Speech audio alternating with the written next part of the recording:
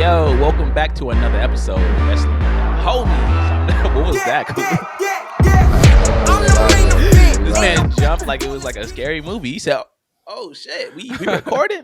We live." But yeah, man, Wrestling with the Homies. I'm the homie Qwan, and it's y'all know what I'm about to say. I say it every week. As always, I'm joined by my good friend Jay Cooley.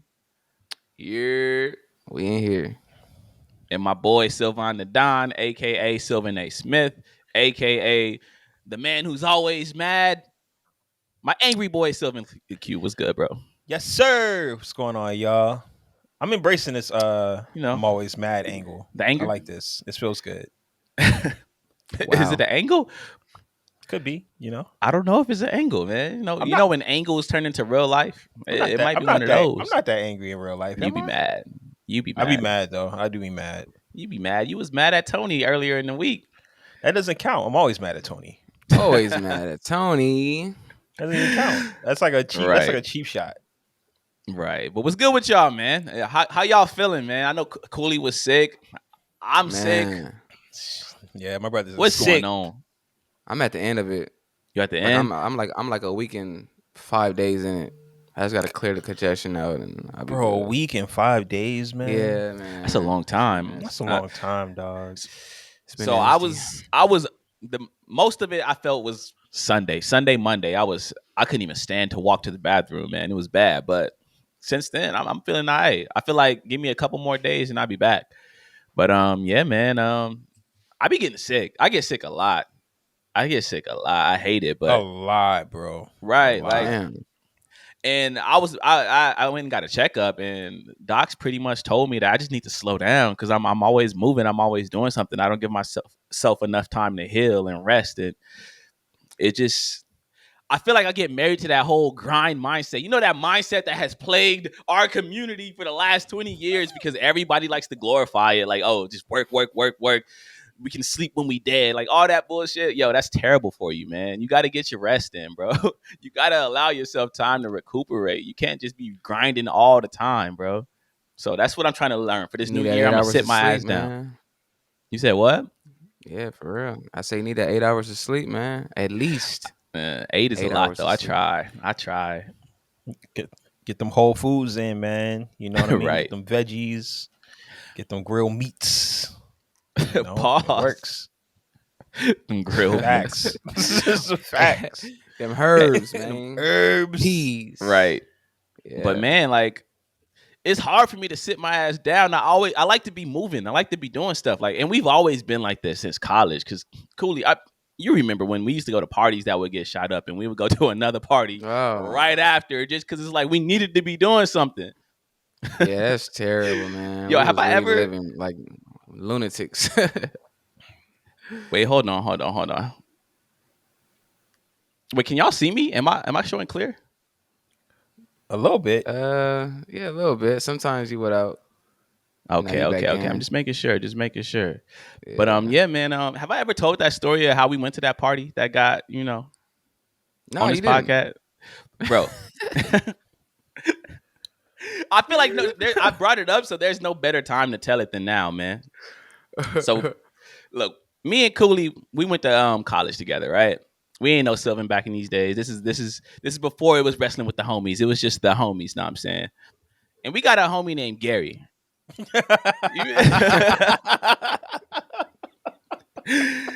Everybody knows Gary, man. Gary's the most popular cat, but Gary is a hood baby, man. Like, he was raised in the hood. He was born in the hood.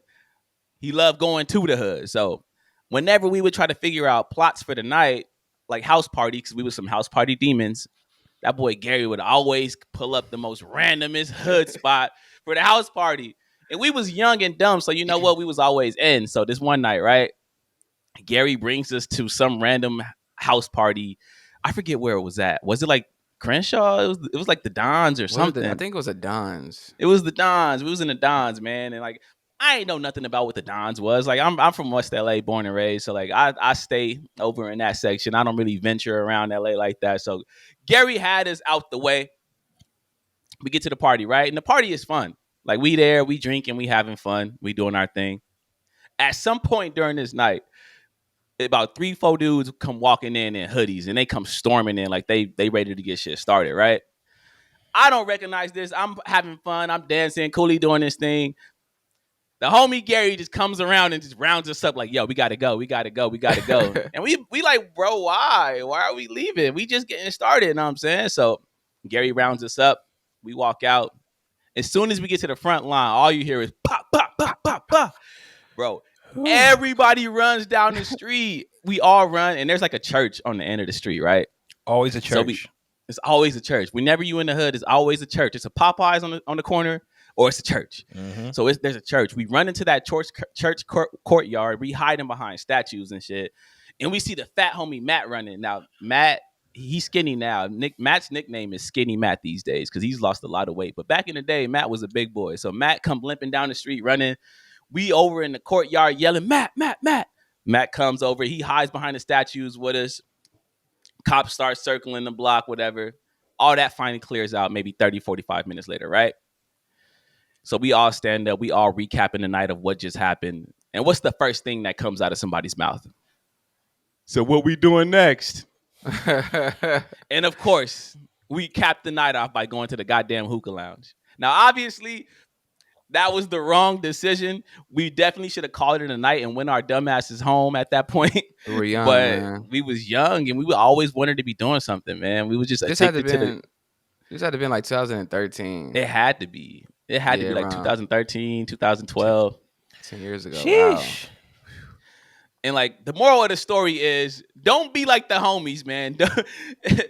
Know when to call it quits and go home and go to sleep, man. You ain't always got to be outside running around trying to figure out what to get into because we was some wild boys, man. Like, I think about these stories sometimes and I'm like, yo, we are blessed to be sitting here on this podcast doing this because there have been so many times in our past where it could have went left.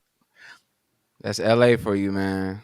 LA it gets crazy like that. It's crazy out here. Yeah, man. It's too much going on out here. Hey, so if Sylvan was out here with us back then, man, you'd probably be a different person, bro. Yeah, for sure. I probably wouldn't be on this podcast if I was raised in LA. That's facts, bro. We were so wild boys, man. But shout out to the homie Gary and shout out to my homie Matt, man. Shout out Matt. Where Matt at? How Matt doing, man? Yo, Matt cooling. We are Matt chilling. He's solid. He's solid. Skinny Matt now. But yeah, that was my random story for the week. I don't know why that even crossed my mind. It just I felt like I should tell it. Like, why not? But yeah, man, other than that, what's good with y'all, man? It's been an interesting week in wrestling. A lot of crashing out. Yo, a lot of cocaine tweets. My boy Cocaine Tony, man. Tony broke the biggest rule in the IWC. You never hinder Jinder, bro. Why did he hinder Jinder? Why he do that?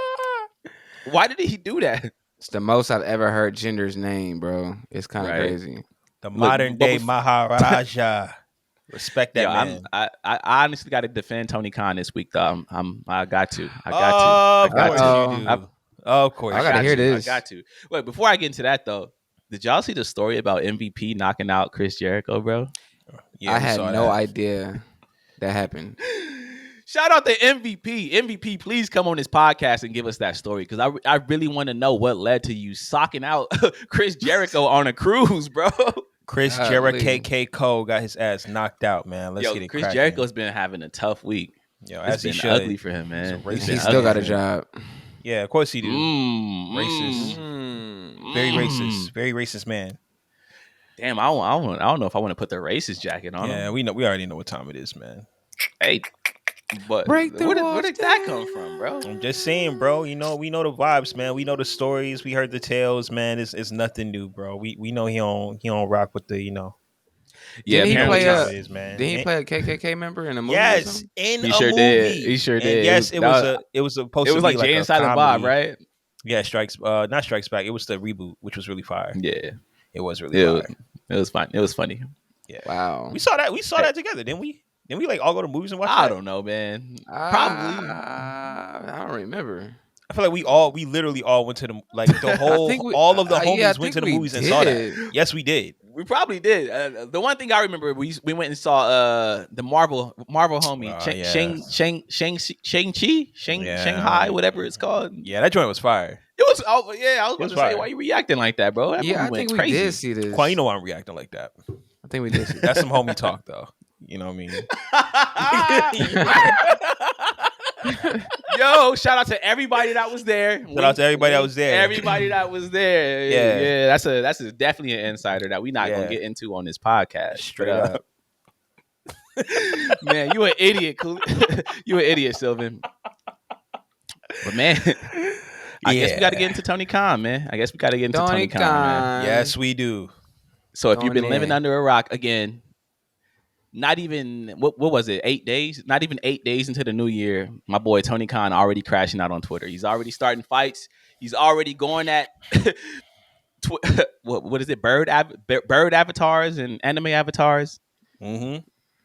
Tony Khan, man. Tony Khan, you embarrassing us again. But I got to defend you this week. So look, if you've been living under a rock and you didn't see the interaction, I will give you a recap of what happened, right? So Raj Giri, and shout out to Raj Giri. Why is Raj Giri randomly involved in all this? Like randomly, random as hell. Why? Like why did Raj Giri jumpstart this? So obviously Jinder Mahal has been announced for a match next week on Raw. He's going to get a title shot against Seth Rollins, right? Raj Giri tweeted that the match makes sense because there's history there. I guess Seth Rollins and Jinder Mahal faced each other for the NXT title like years ago. So there was history there, right? The USA Network, being petty, threw a jab at AEW, and they replied, "What was the cage match rating?" Now, obviously, Tony Khan had been under fire recently because he referenced cage match ratings, trying to tout the success of his show. And obviously, Cage Match is a website that appeals to the very neckbeardiest of neckbeards on the internet. So USA Network was trying to be pretty, and they tweeted, "What was the cage match rating?" And Tony Khan saw this, and he did not like it at all because Tony Khan replied, "A moral victory for USA is one more win than their world title challenger Jinder Mahal has had in the past 364 days. Because it's been literally a full year since he won a match. You really put AEW in our place getting Jinder Mahal in a big match on your TV show. Do it more often." Tony Khan, bro, that was unnecessary. That was very unnecessary. But then Tony Khan followed that up with another tweet, and he goes, "A double standard. Hook is 28-1. He's on a winning streak, and he calls out the champ, a logical challenge, and it sparks a debate online.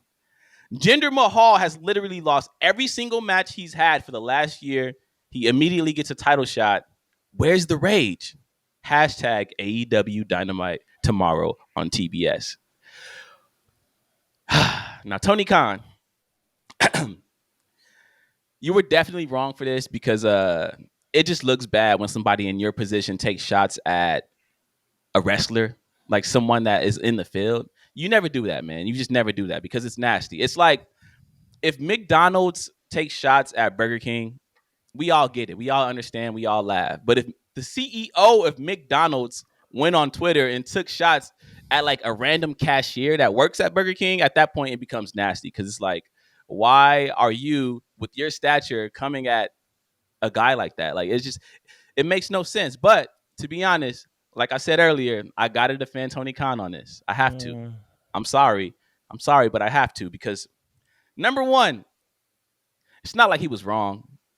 Let's be honest. Jinder Mahal getting a title shot against Seth Rollins makes absolutely no sense. It makes no sense. It makes absolutely no sense, especially considering we're 2 weeks away from the Royal Rumble, right? Yeah. What is the Royal Rumble match, right? The Royal Rumble match is a match where 30 men get into that ring and they fight for the right to challenge for the world title. If the Royal Rumble match is upcoming, why are we giving a guy who has lost every single match for the past 2 years a random title match just off the strength? Just off the strength of being Jinder Mahal 2 weeks before the Royal Rumble, we just going to give you a match for the title. It makes no sense. It steps on the Royal Rumble, and it it's weird. It's weird. So it's not like Tony Khan lied. Second reason I got to give Tony Khan a little bit of grace on this. It's not like he said something crazy. It's not like he went on Twitter and called Jinder Mahal a bitch. It's not like he went on Twitter and called Jinder Mahal's mom out her name. All he said is that Jinder Mahal is on a losing streak and he's getting a title shot. Like, where's the lie, bro? I'm from the era of DX pulling up on WCW's tapings in a tank and challenging them to a war. Y'all remember that? Because I do. Of course. I'm from an era of Eric Bischoff going live on Monday Night Nitro and reading the results from Monday Night Raw so that you don't have to watch that show. He would go live on his show and read the pre-taped results of WWE's show. That's the era that I'm from. I'm from an era where Vince McMahon was so bothered by WCW that he created parodies of their wrestlers. Y'all remember Goldberg? Longest win streak in wrestling history. Vince McMahon didn't like that. So Vince McMahon took an old guy named Gilbert and he made him a Goldberg parody on his show. He had a fake Goldberg entrance. He had the sparklers and he would lose every single match. That's the era that I'm from. And now y'all crying over tweets? A tweet? What happened to the game I love? What happened to the game that I love? But the main reason that I got to give Tony Khan some grace on this is because it was effective. It was effective in promoting the show. And let's be honest, fellas. I see you rolling your eyes, Sylvan. Cooley, answer this question for me. Look, let's take all trolls out of it, all podcasting out of it. Answer this question truthfully for me. Before this tweet, did you know that Samoa Joe and Hook were wrestling for the AEW World Title? Because I watch AEW faithfully. I'll be in front of the TV every single Wednesday when Dynamite is on. I had no idea Samoa Joe and Hook had even crossed paths, let alone would be wrestling each other for the world title. The only reason I know that match even exists is because of these tweets. So shout out to Tony Khan, man. Keep crashing out because if anything, you're giving us more content for our podcast. And we love content because there's some weeks when we come on this podcast and it's like, yo, ain't shit going on. What are we about to talk about? So Tony Khan, I appreciate you for that. Keep crashing out. I got to give you some grace.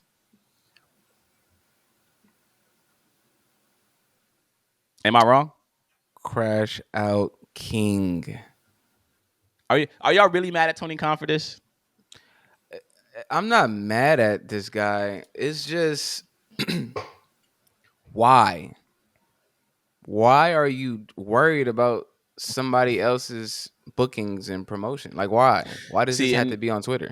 That's like the number one question. Right. And that was what the weirdest thing about it was for me, because it was like Tony Khan is running his own show. So what reason is there for you to even be worried about who is facing Seth Rollins on Raw? Like, that's for us fans to be upset about. That's for us fans to argue about. You, as Tony Khan, shouldn't even be watching WWE's product because you shouldn't even care about what they're doing. So why are you complaining about it? Oh, he took his anger out. We know why he's mad. Oh, what you mean? He must have lost a deal or something. He's taking his something must have happened. I don't know. Maybe so. That was my theory. That was my theory. My theory was that, we've been hearing a whole lot of Mercedes to AEW recently, and out of nowhere, it seems like that might have fell to the wayside. And it's like, maybe Tony Khan is just very irritable right now because that fell through, and he took it as a shot or as a chance to, go at the competition. Hey. But like I said, man, it was effective in advertising the show because before these tweets, I had no idea that Hook and Samoa Joe were going to wrestle. And now I'm actually looking forward to Hook versus Samoa Joe. We all know what the result's going to be. Obviously, Samoa Joe's going to win, but I'm here for it now. So I can't be mad at Tony Khan for crashing out. I don't think Sylvan liked this one bit. I mean, look. I'm not surprised. This isn't surprising behavior. It's not Tony Khan doesn't crash out every 3 weeks average on Twitter. On average. What was his last crash out? His last crash out was that the NXT? Was that when NXT beat Dynamite when they had like Undertaker and Cena? That was his last. That was his last legitimate. That was his last legitimate crash out. So okay, hilarious. Give him grace. We give him. He crashes out every 2 months, 2 to 3 months. Let's give him that, right? Look, I'm not mad at Tony for what he did. You know, I'm not mad at it at all. If that's what Tony is concerned about, and it gets more eyes on his product, sure.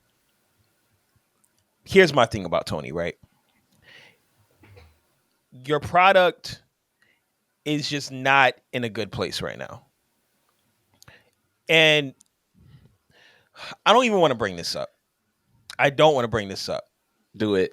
I don't want to bring this up. Do it, my but brother. I'm going to bring this up. Tony Khan has had way worse issues going on than being criticized or made a joke of for his cage match reference by a USA Twitter account. He has way bigger issues, like the fact that he keeps piping in the fact that they keep trying to cover the boos that Chris Jericho is getting for all of the accusations about his sexual harassment in that company. Yeah, he still has a job and everything is just moving the way it's been moving. Like the fact that he had a press conference and basically skated past the fact that these allegations were brought to him while he was wearing some ridiculous get-up looking like Jim Carrey in 1993 on In Living Color, dressed as Vanilla Ice. You know what I mean? Why'd he do that? That's what cocaine billionaires do who don't know how to book wrestling matches. You know, they skate past the things that are actually really important, and they make a mockery of themselves and try to poke fun at things that really don't matter. And I'm not mad at you, Tony, but you just keep proving my point. Which is you're in for the worst 5 years of that company's existence, and we're in year 1. It's just part of the game. So I think the real issue is that people have a problem with Tony Khan ignoring things that actually matter. The things that he's addressing don't matter, and he's not in a position as a person or even as a company man to criticize or even try to defend his product, because he should be defending a lot of other allegations that are vehemently coming towards him, and he's underwater for that. I mean, he's under fire for that.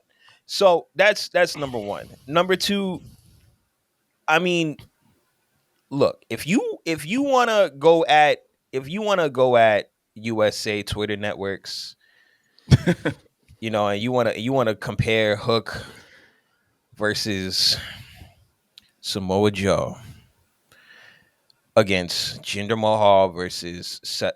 Let's just take a step back and just observe what we're really talking about. We're comparing Samoa Joe versus Hook and Jinder Mahal versus Seth Rollins. These are two of the most who cares matches that I could think of in the past decade. Like, bro, do you understand that Jinder Mahal versus Seth Rollins is on a Raw? Bro, even if you hyped Seth Rollins versus Jinder Mahal, bro, you could hype this match to Elimination Chamber. You could have I would not care.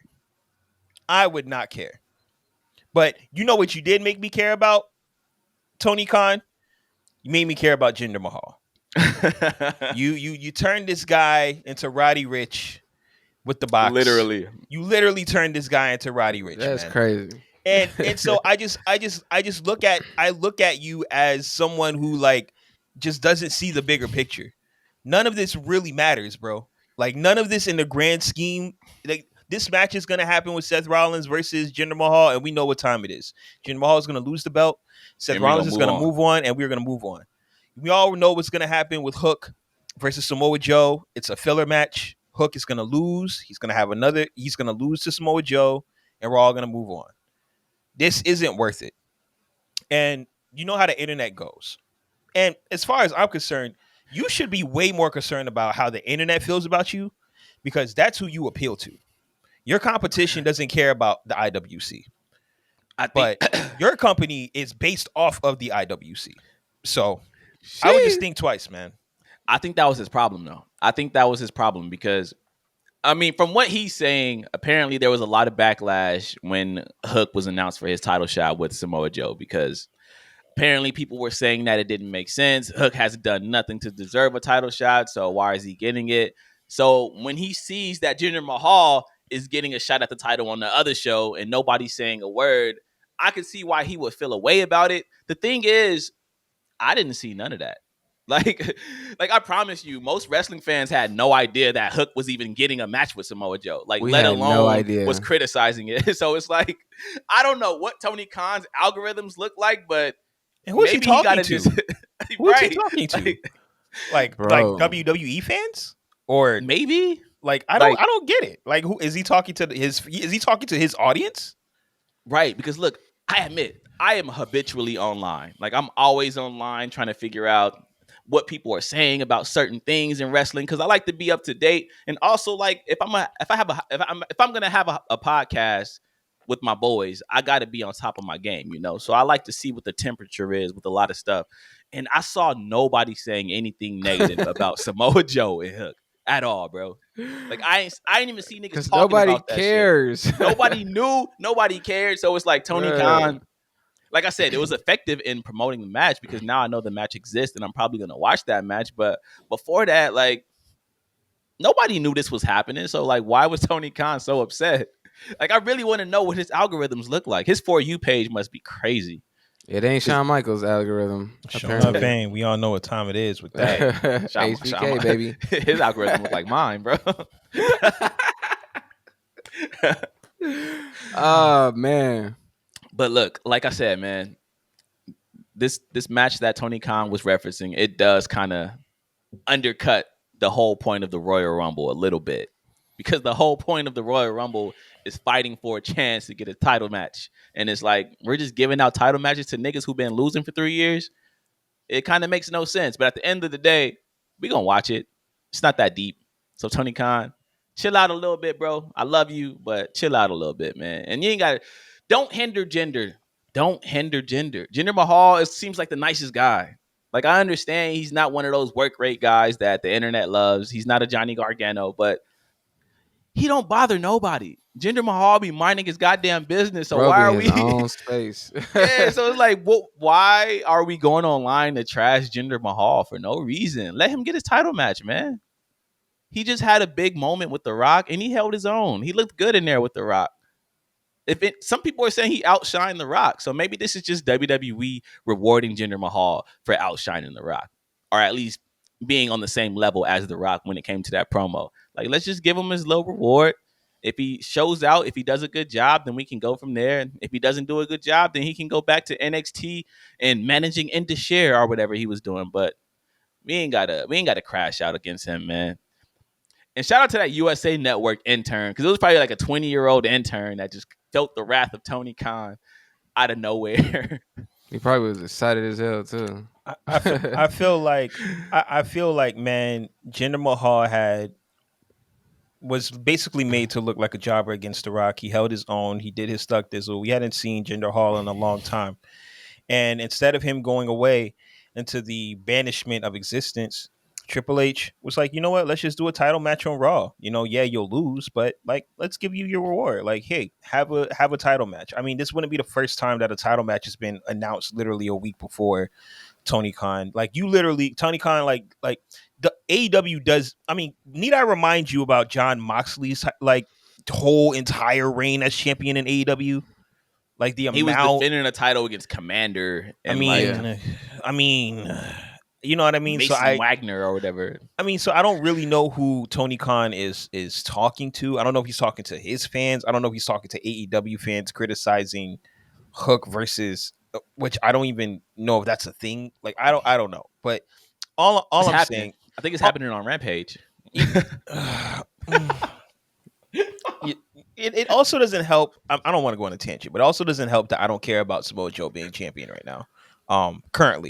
Currently, like I don't. It's a transition. I really don't care. But I mean, look, I really do want what's best for Tony. I don't think Tony wants what's best for Tony.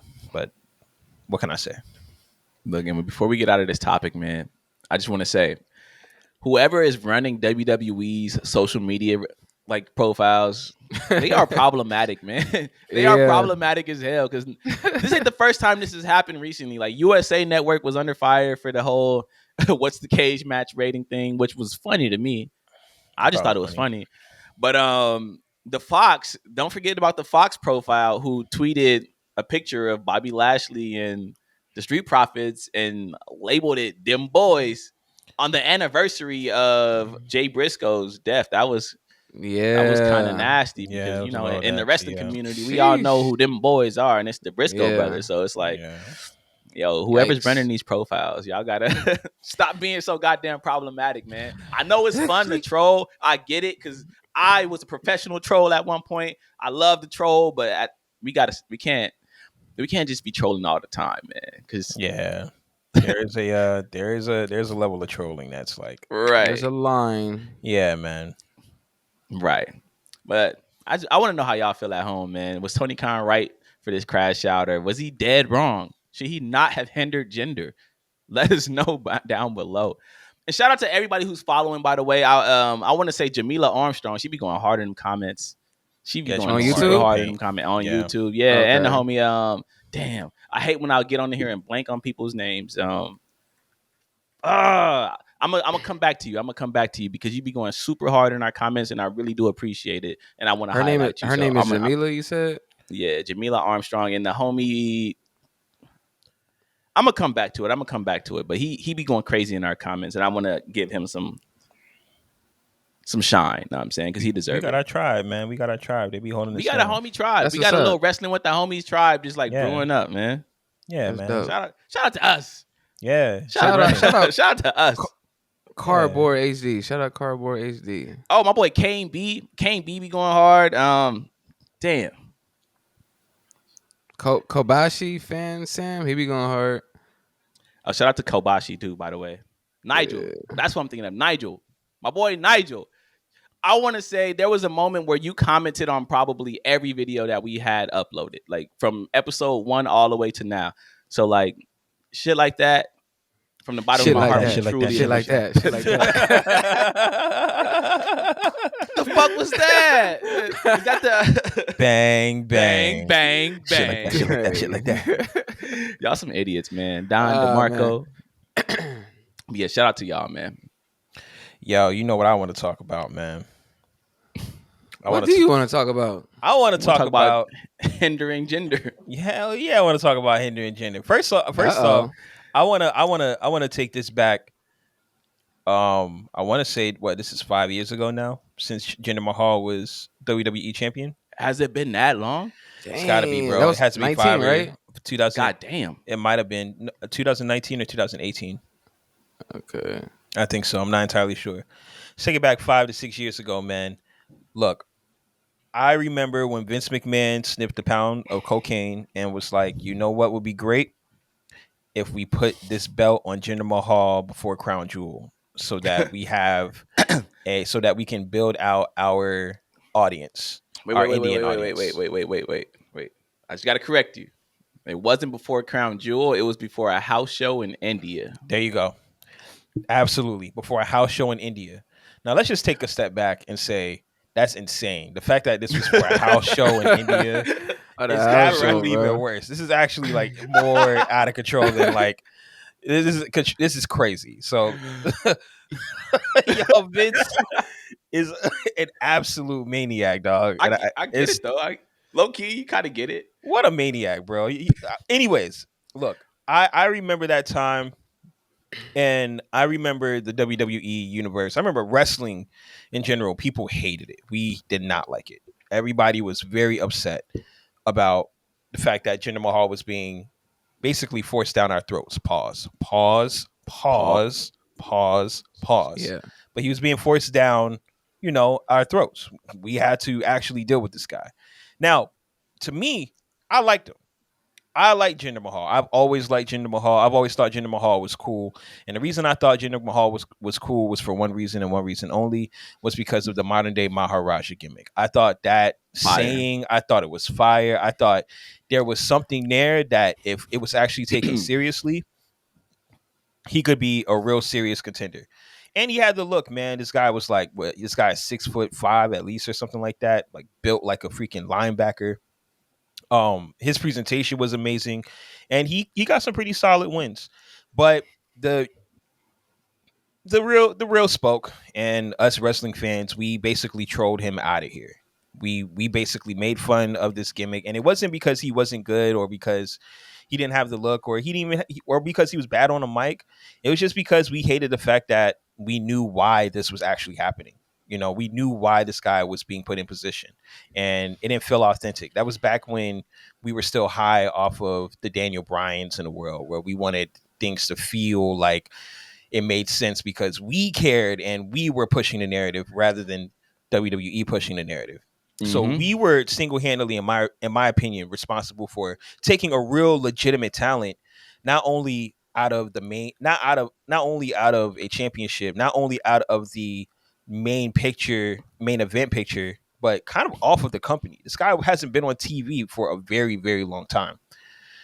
Fast forward 5-6 years later, The Rock returns. The Rock returns to a Jinder Mahal. Jinder Mahal bests this guy on the mic. Literally bests this guy. You know, gets the arguably, bests this guy. Look, I'm gonna say he bested him. He held his own. I did not like The Rock's promo. I think The Rock's promo suck now, but that's just me. But I'm a real American. I'm like, Hulk Hogan. It's just like, bro, are we doing this? Are we doing this for real? Is The Rock really sticking up for America in 2024? That was weird. Like, this is the promo? Anyways, moving forward, he gets back into the limelight. It's fun. He gets rock bottomed and spine busted and gets the people's elbow on him. Gets kicked out of the building, blah, blah, blah, blah. We don't hear back from this guy again until next week. And he gets a legitimate title shot against Seth Rollins. Now, arguably, nobody's talking about this. Nobody cares. It's another Raw show at, right before the Royal Rumble. We already know the results. And it just seems like it's a cool thing to not completely get rid of Jinder Mahal, considering the fact that he hasn't been around for a long time. And then Tony Khan gets on the internet. He gets on God's green internet and makes fun. Or let me run it back. He defends himself. He defends himself for his choices to get Hook versus Samoa Joe and compares it to Seth Rollins versus Jinder Mahal. Now Jinder Mahal retweets and says, Who the fuck is Hook? It's Hook. So who the fuck is that? And watch Raw next week. And the internet explodes. We see memes. Yeah, everybody's going crazy. You can't hinder the gender. He just bested Seth Rollins on a mic. He bested The Rock on a mic. And now we're seeing the revisionist history of people saying how well presented he was as a champion, which was not the case with you IWC neckbeards 5 years ago. But of course, this is just how life goes. Now he's having a little bit of a resurgence. He went on an interview podcast and named everything that was happening for him. He's like, yo, I was just one-on-one with The Rock. I have a title picture with Seth Rollins, and I've been trending on the internet all day yesterday. True resurgence. Crazy. I just want to talk about how amazing it is to see how trolling, true, genuine trolling, can destroy a career and also revitalize a career. Now, that's not to say that next Raw we're going to see, Jinder Mahal come out, beat Seth Rollins, and he's going to get cheers like the internet has been saying, right? Like the internet has legitimately been saying making trolls about Jinder Mahal coming out to like cheers and Seth Rollins coming out to boos. And we're just like, all right, pal. Like this is still Twitter. This is not the real world. Like, I saw a meme where like y'all know that video where like it's a bunch of black dudes with the radio on the bridge and they're like dancing like it was Jinder Mahal's theme playing and it was like, this is gonna be the internet with Jinder. It's like, come on, Internet's a wild place, man. It's a wild place, but it's also a powerful place. It's a very, very, very powerful place. We have seen careers die. We've seen real careers die on the internet, right? And it's really neat to see that Jinder Mahal is actually getting love because I've always felt like this guy was really, really cool. And I think it's just really interesting to see how trolling can not only deter a career, but can revitalize a career. Now, I gotta give my props to Hunter, man. Like we just gotta give this guy his roses, man. Like he's starting off amazing. The fact that Hunter can make Jinder Mahal,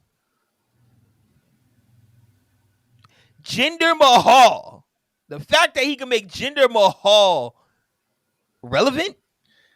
It wasn't in 2024 Triple H though. That's what I'm saying. It wasn't Tony Khan, maybe. It was Tony Khan, yeah. Who put Jinder Mahal in a program with The Rock? I mean, No, but who put Jinder Mahal in a program with The Rock? Answer his question. It was Triple H. Who put Jinder Mahal in a program with Seth Rollins? It was Triple H. Without Triple H, Tony Khan has nothing to comment on. He has nothing to talk about. There's nothing at all. I'm just saying, I really love the fact that trolling can be a positive, beneficial thing. We've seen it in the black community with Roddy Ricch. Roddy Ricch was dropped the box, and I think Justin Bieber and Selena Gomez had singles at the same time. And they were fighting for the number one spot, and the black community was like, "Nah, we don't like that. We're gonna put our eggs behind this black guy, and we're gonna take this record all the way to number one out of spite. We're gonna troll out of spite for success." And I like the fact that this has happened with Jinder Mahal. Now, does that mean Jinder is gonna be, the biggest things to slice bread? No, but I do like the fact that he does have some type of a career, and I think we need more of that by the wrestling community. We need to be trolling positively more. That's my TED Talk. Trolling can be so toxic though at the same time too. It can. Yeah. But in this realm though, it was positive. It was very positive. We're seeing an upswing of a very talented wrestler who got counted out for, basically Vince McMahon forcing him down our throats. Pause. I don't have another term for that. But yeah, I mean, it was the same way how he was doing us with Roman Reigns. So they was kind of like in the same kind of box at the same time. Facts. I looked that up. He was champion in 2017. So then he dropped the belt. So that was like 6 years ago. 6 years. Yep. And then I think the next year after that. Right? Sheesh, 7 now. Damn. Yeah, crazy. Time, bro. Damn. And then the next year after that, I think he was going for the U.S. title. Yep. Or was the IC? It was U.S. I remember US he had it. Yep. Yeah, and he just disappeared. Wow. Disappeared. But, I mean, and let the record reflect, the reason that he lost that title was because Brock Lesnar didn't respect him enough to face him at Crown Jewel. He wanted to face AJ Styles. So can we talk about Brock, man? That's why I'm packing up. That's next weekend. Next week or something, bro. Because Brock, as much as we love Brock, he's a legend. He's a GOAT. But man, he didn't mess up a lot of things as far as people becoming champion and storylines. That's really Vince McMahon, bro. The fact that Vince McMahon let Brock run around like that, I'm really glad Vince is gone, man. He gave unnecessary power to a lot of people. I brought this up before when back when we were talking about CM Punk and how Tony Khan was letting the inmates run the asylum. One of my counterpoints was, have y'all not been paying attention to what Brock Lesnar has been doing for the last 10 years? There was a point when Brock Lesnar beat up a referee outside of the Royal Rumble, I want to say last year, and that was not planned. It was not something that was in the script. It was not supposed to happen. Brock Lesnar just said, you know what, this is something I want to do, so he did it. There's nobody else that can move like that. Brock Lesnar just does what the fuck he want to do, and it's like, how are we criticizing Tony Khan for allowing inmates to run the asylum when Brock Lesnar is over here just running like a maniac, man? But I digress. We'll get into that when we get into that. Just to bring it back to the topic at hand, Jinder Mahal. We've actually seen this happen before in wrestling, like with the whole trolling thing. I feel like wrestling fans love to cheer for things that we feel we're not supposed to be cheering for. Like we hate, like wrestling fans. I don't know why, but we hate to be spoon fed things to like. Like we didn't like Austin Theory when Triple H and Vince McMahon were pushing him down our throats, and the reason we didn't like him was because they were pushing him down our throats. Now, when you really look at Austin Theory, he really is an indie darling. Like he came up on the independent circuit. Yeah. He's a great wrestler in ring. He can talk. He has a great look. He's only like 26, 25, something like that. 25. So it's like he clearly has a huge future in front of him. But because Vince McMahon handpicked him and stood next to them, we rejected it. That's just how we are as wrestling fans. We want to see things organically get over. And we saw this happen with Daniel Bryan. Back when the Yes movement became a thing, it started off as a troll. Like WWE was not pushing Daniel Bryan the way we wanted them to.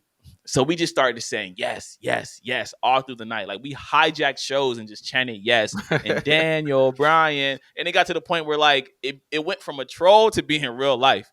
It was at the point where WWE had to push him because, you know, the fans we were clamoring for it. So it happens.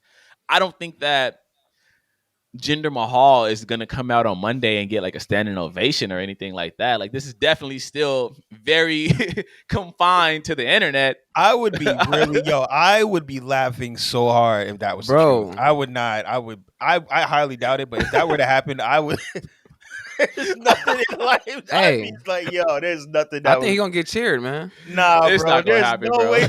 I think he's gonna get cheered, bro. It's not gonna happen, Look, bro. If Jinder comes out to cheers, dog. Oh my god, he's gonna get cheered, man. I have a feeling he's gonna get cheered. I'm gonna let y'all know right now. The fans in that audience have no fucking idea that any of this happened. They don't know that Tony Khan was tweeting at Jinder Mahal saying that he's been losing. They have no idea because I don't know. It's been proven that the core of wrestling fans who go to these shows do not pay attention to any of that. Like I don't know, man. Cooley been right about a lot of things recently, man. It's not happening. Bro, Cooley been right about a lot, dog. Like, bro, we've been losing to Cooley, man. Nah, like, he's not gonna get cheered against Seth Rollins, his whole Instagram is Tony Khan. Like people saying, "Thank you, Tony Khan." Thank you, Tony Khan. Like, bro, that's just the IWC. Look, I'm telling you. Listen, no listen, way. What is Instagram? What is Instagram, bro? Right hold up. No, I believe it, but this is just such a small fraction of fans, and it doesn't always translate to real life. Like last month, right? CM Punk wrestled a match against Dominic Mysterio in Madison Square Garden, right? Yeah. The fans in that audience were chanting "You still got it" at CM Punk. You know why they were chanting "You still got it"? Because in their minds, CM Punk has been at home chilling for the last 10 years. Yeah, they weren't even aware that CM Punk had been wrestling across the street for the last 5 years, literally won the championship over there, and just got fired a couple months ago. They weren't aware of none of that because they don't pay attention to all that. All they know is what they see on their screen. So I'm telling you right now, as much as we love this whole Jinder Mahal mania right now and the Tony Khan tweets, them fans that's going to be at Monday Night Raw tomorrow, they don't have no idea that any of this took place. When Jinder Mahal music hits, they gonna boo. When Seth Rollins music hits, they gonna cheer. It's not happening. Qwan, I don't know, man. I don't know, man. Cooley been right too long. Look. Cooley has been right. Cooley has been right about everything, dog. Like everything, bro. Bro, like, what? I don't know, man. Like, watch, man. I don't know, man. We talking about Jinder Mahal, bro. Come on, man. It's Jinder Mahal, bro. I know, bro, but he looks like Burna Boy. What? Yo, Cooley dope, dog. Kind of do look like Burna Boy. Jinder Mahal kind of do look like Burna Boy, the Indian Burna Boy. Yo, Cooley dumb, dog. Yo, and we were wrong for rejecting him the first time around. I'm gonna put that out there. We were right wrong. now. Yes, Jinder Mahal. Yeah, he is not the greatest wrestler, like especially in ring. Like he's obviously not the best, but come on, man, it's Jinder Mahal. He's a good guy. He looks the part. He's 6'4". He's muscular. Like And he's different. He don't look like everybody else. That's one thing I hate about wrestling. Like, as much as I love NXT, it's a lot of guys in that NXT roster that I look like, and I can't distinguish one from the other. It's like a bunch of white dudes that they all look the same. There's one new white guy right now that looks just like Randy Orton. And I get why WWE hired him, because it's like, why would you not hire a guy that looks like Randy Orton? But at the end of the day, it's like, I already got Randy Orton. I don't need a young lookalike. But when it comes to Jinder Mahal, nobody else on that roster looks like him. He's such a different guy. Like, he's Indian, he's big, he's built, he can talk, he presents himself like a champion. So, like, why were we hating on Jinder Mahal, man? Let's give Jinder Mahal a chance. I want to see the modern day Maharaja make a comeback. I want to see the Bollywood boys by his side and announcing him Bollywood and boys. dance. I miss them Bollywood boys, I miss man. that. I miss that. The modern day Maharaja. I was like, yup. Yo, and the Bollywood boys were great at taking bumps, because I remember when Randy Orton used to like slam their ass on the announce tables, bro. Destroy. I'm like, God dang. Was that one famous meme where he's like, yeah, he walks away. So, like, I was always riding with the modern day Maharaja. I was actually a fan at the time. Now, obviously, we all know I got my likes. I like what I like. So I definitely wanted AJ Styles to be champion at that time. And I was happy when AJ Styles won that championship from him. But I wasn't mad at the modern day Maharaja. He reminded me of JBL. Like, remember when JBL was Bradshaw, right? He was Bradshaw in the APA, the Acolytes. And then it seemed that overnight he just became JBL when he was world champion. And there was like really no, right. But there was really no build towards it or anything. It was just like, 1 week he's Bradshaw, and then the next week he was JBL, and then the next week he was champion. And that's kind of what it felt like with Jinder Mahal. It just kind of all happened so sudden. Like, 1 week he was a jobber in the 3-man band. The next week he was the modern day Maharaja, and then the next week he was champion. And it was just like, wait, you didn't even give me a chance to like really sit with this character or like really decipher what was about to happen. You just put the title on this nigga out of nowhere. So I get why there was some backlash, but at the end of the day, I like Jinder Mahal. I like him a lot. I mean, I hope he shows out one day. Shouts to Eddie Guerrero, man, because like without him, that whole gimmick doesn't even come together. Like, he had to convince JBL that was like a great idea, and he went to Vince like, bro, you need to give him a shot because this is a main event like character, like. So shouts to Eddie Guerrero, man. And then we got the wrestling god. And, you know, he was running around, you know, chasing Mexicans out, man. So, yeah. Yo, that was... JBL might be one of the greatest heels that we've ever seen in wrestling. Ever, bro. Though I still go back. I still go back and watch his promos at ECW One Night Stand. Like, when he's on the balcony. Sometimes I just go back and watch, like, wow, this guy was just the greatest. Nah, Paul Heyman definitely cooked him though on the mic. What did he tell him? He was like, "You're only champion because Triple H didn't want to work Thursdays." Or something like that. Straight up, hey, God, he can't go against Paul, man. All right, God, Paul one of the best to ever do it. Yeah, man. No, but you know, but JBL was rocking back. It's crazy to look back at things that wrestling fans hated in hindsight and realize just how good they were. Yeah, like, it's really insane because it's like JBL was catching so much hate from wrestling fans back then online, and it's like we were really hating on one of the best heels of ever lived, bro, of all time, all time. And I remember there was like, you know, y'all know the internet Wayback Machine where you can go back and like read like old like posts from message boards and stuff from like the early 2000s or like the late 90s.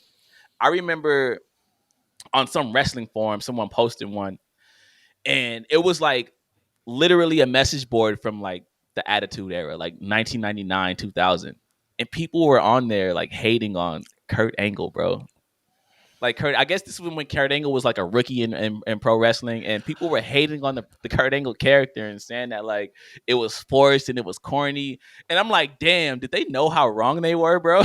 Golly. Wrong, bro. It's insane. Super wrong. And that was the point. It was supposed to be forced and corny. He was supposed to have like his Olympic gold medals. Like, he's like, yo, he's proving your point. Like, you're supposed to hate this guy. But imagine hating on Kurt Angle's rise, only for him to become like one of the greatest of all time. You gotta have hate, man. It's probably that's probably taking place right now. It's probably a wrestler that everybody shits on right now, like, I don't know, Lexus King or something. That's probably going to end up being one of them, like a one of one type dude. And it's like, yo, I used to hate that guy. Now he's one of the greatest ever. I wonder. We'll see, man. We'll see. But What 50 Cent say? I need to hate. I thrive off hate, baby. I'm still hating on Lexus King. I'm coming around. Bro, to him Lexus King gonna be one of them. Yeah, he gonna is. be one of them. them. I ones. see it. I see it too, Cooley. He is. I see it. He is. But that's how I move, though. I gotta hate on you first, man. Right, man. We got a podcast, so we gotta hate, brother. Yeah, come on, man. It's part of the game. Yeah. Come on, you gotta get the hate before you get to the love, man. Facts. Everybody, what they say, love and hate is the same thing, man. Same thing. Or it can be like the Dark Knight, You can die and be a hero, or live long enough to see yourself become a villain. That's what's happening with Chris Jericho right now. Man, should have retired, baby. 360. We all loved Chris Jericho at one point. Yeah, bro. His returns my favorite. That's one of my favorite returns, bro. Right. Yeah, man. No, debuts, not return. I even like the return. Remember the list? You just made the list. Like that was incredible to me. But he's lived long enough to see himself become a villain. Damn. But yeah, man. Hopefully, Jinder Mahal is on that same trajectory. Hopefully, we'll look back one day and be like, "Wow, we used to hate on Jinder Mahal, and he really became one of them guys." Yeah, I hope so because I really do like Jinder. But I want to hear from y'all at home, man. Are y'all on board with Jinder Mahal mania? Is that what we're calling it? You can't hinder the Jinder. Mahal mania. Mahal mania. You can't hinder Jinder. One of the biggest stars overnight because Tony Khan and Triple H were beefing on Twitter. Bro, I can't believe if Jinder Mahal becomes a megastar because of Tony Khan, it's not gonna happen. Yo, Qwan, look, man. Cooley's been right about a lot of things, dog. I'm kind of scared, man. We are habitually online, and that's why we believe this. But Jinder Mahal is gonna come out to crickets / slight boos, man. It's not. Trust me, man. Trust me. Ain't nobody gonna be in there passionate about Jinder Mahal because they saw Tony Khan tweet. Tony Khan ain't got pulled like that. They want to prove Tony wrong so bad, so they're gonna cheer. I don't know, man. We gonna see, man. We gonna see, man. I'll take my L if it don't happen. Hey, no, and if it does happen, I will gladly come on this podcast and admit I was wrong, like I've always done, because I've been wrong about a lot. And every time I'm wrong, I'll come on this podcast and I say, "Hey, I was wrong." I mean, I was the main one saying CM Punk was not coming back to WWE, and Lord knows that shit aged like milk. Man, Cooley knew too. He was like, "Man, that man coming back to Chicago." I was like, "Bro, man, it's only right." It's like that's like the perfect story, man. I was wrong. I thought he was coming back at the Rumble. I didn't think he was coming back at all. I thought this shit would never happen. I feel like Cooley just be guessing, man. Cooley be getting lucky, bro. Nah, man. Cooley be knowing, bro. Cooley be knowing, man. I'm convinced now, dog. Cooley if I'm getting lucky, I need to get lucky on Prize Picks. Oh my god, I'll take it L's, bro. I gave up. I haven't been on Prize Picks in like 2 weeks because it's been nothing but L's for me. Hey, I'm looking like Jinder Mahal on Prize Picks, just L, and then I might get a title match. More L's than Todd James. Oh, what was that? This man just started singing LA Knight theme song. LA Knight's theme song. Oh, yeah. Hey, speaking of LA Knight. Speaking of LA Knight. Speaking of LA Knight. Brings us to our next topic. Fellas, like I said, man, I am habitually online. I hate to admit it, but I'm always on Twitter.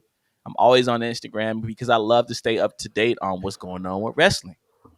And right now, it sounds like the streets are talking. What are you looking for, bro? I was looking for my bottle of water. I didn't bring it with me. What are you doing? I got mine right here, baby. I got mine right here.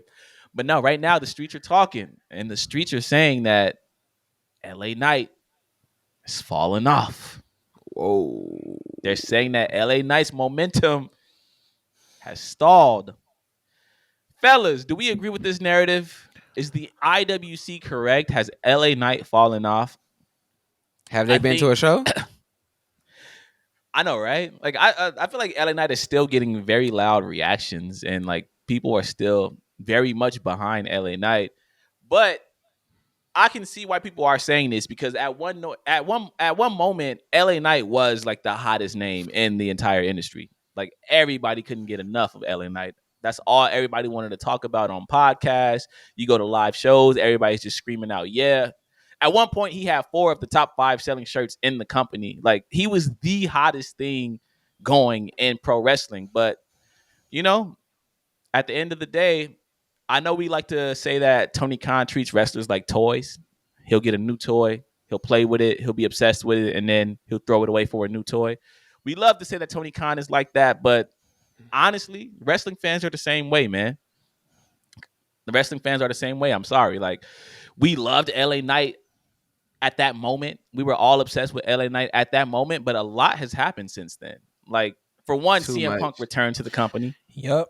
Yeah. Something that nobody thought would ever happen. CM Punk returned to the company. So obviously we were all obsessed with that. We kind of forgot about LA Knight a little bit. Randy Orton returned. We can't forget Randy Orton. He's one of the biggest stars in wrestling history.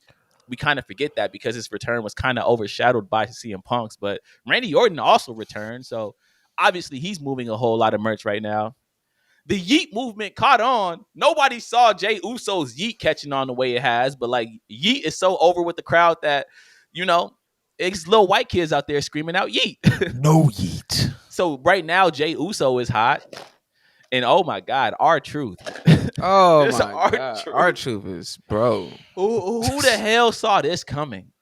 Bro. R-Truth and Judgment Day has become the new version of the Bloodline and Sami Zayn. Basically. Right now, what they're doing is so over with the crowd. R-Truth has 2 of the top 5 selling t-shirts in the company right now. So basically, what I'm saying is the reason it feels like LA Knight's momentum has cooled off and LA Knight has fell off a bit is because we just got obsessed with other things. Like Jey Uso got hot. Randy Orton returned. CM Punk returned. R-Truth got hot. We're all obsessed with those things, so it's easy to forget about LA Knight. LA Knight went from being the guy to just another guy. At one point, LA Knight was feuding with Roman Reigns in the top spot of the company. Right now, he's in a fatal 4-way match at Rumble, right? So he's just another guy in that match. So it's easy to forget how hot he is, but he's still hot, bro. Like, let's not pretend like LA Knight has fallen off, bro. He's still hot. He's just not the guy right now. I hate to bring another era into this, but I want to compare this current era to the Attitude Era. I feel like we're in that kind of phase right now. There's too many hot wrestlers that's going on at this moment.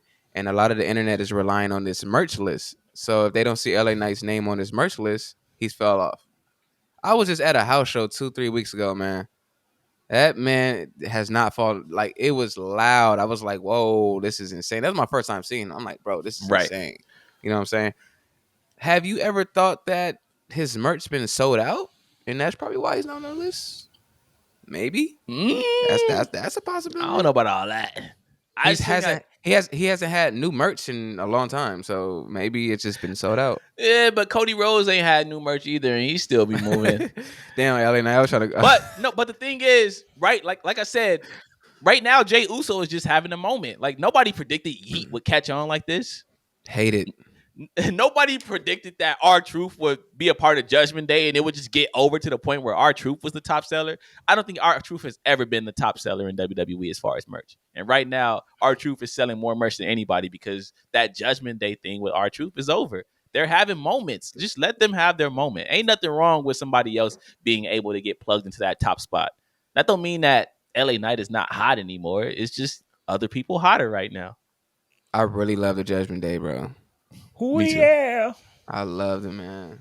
Sylvan. Has LA Knight fallen off, man?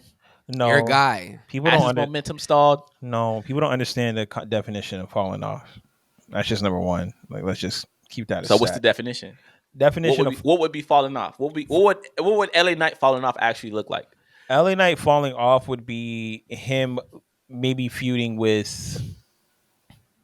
LA Knight falling off would be him feuding with Austin Theory in a no contenders match and not being listed at the Royal Rumble at all. That would be a fall off. Hey, that might be his reality for WrestleMania. It's not his reality at WrestleMania. We always might not be at WrestleMania. You don't have a guy who's headlining the Royal Rumble in a fatal 4-way with. He's not headlining the Royal Rumble. The Royal Rumble is headlining the Royal Rumble. He's still the main. He's still the main. Throwaway. He's still the head. It's still the headline. Match. Still the headline match of Royal Rumble. Besides the Royal Rumble, because we all know the Royal Rumble always headlines it. But we already know, like, you don't get on a fatal 4-way with Roman Reigns, Randy Orton, and AJ Styles and say you're falling off. Like, you don't. That's not a fall off. To play devil's advocate though, if I got 4 of the highest selling T-shirts in the company, right, and then 2 months later I have 0. If I'm the hottest name in the company, your argument doesn't even make any sense. Look. No, it doesn't. I already know what you're trying to say. You know what I mean? If I'm the hottest guy in the company, in the industry, like bar none, right? 1 month, and then 3 months later, there's 5 other guys hotter than me. Mm-hmm. How did I not fall off? And that's just me playing devil's advocate, because I know I don't think LA Knight has fallen off, but I'm just making the argument how it. There is no argument. There is no argument. Did Cody Rhodes fall off? He's not in that top 10 list. But Cody. But Cody Rhodes is Cody Rhodes, right? Yeah. The show is built around Cody LA Knight, and LA Knight is LA Knight. I don't know what Cody Rhodes. Oh yeah, he's in the Royal Rumble, and I'm pretty sure he's gonna lose that Royal Rumble. Yeah, because he's not falling off. Because Punk's gonna win. Is he falling off?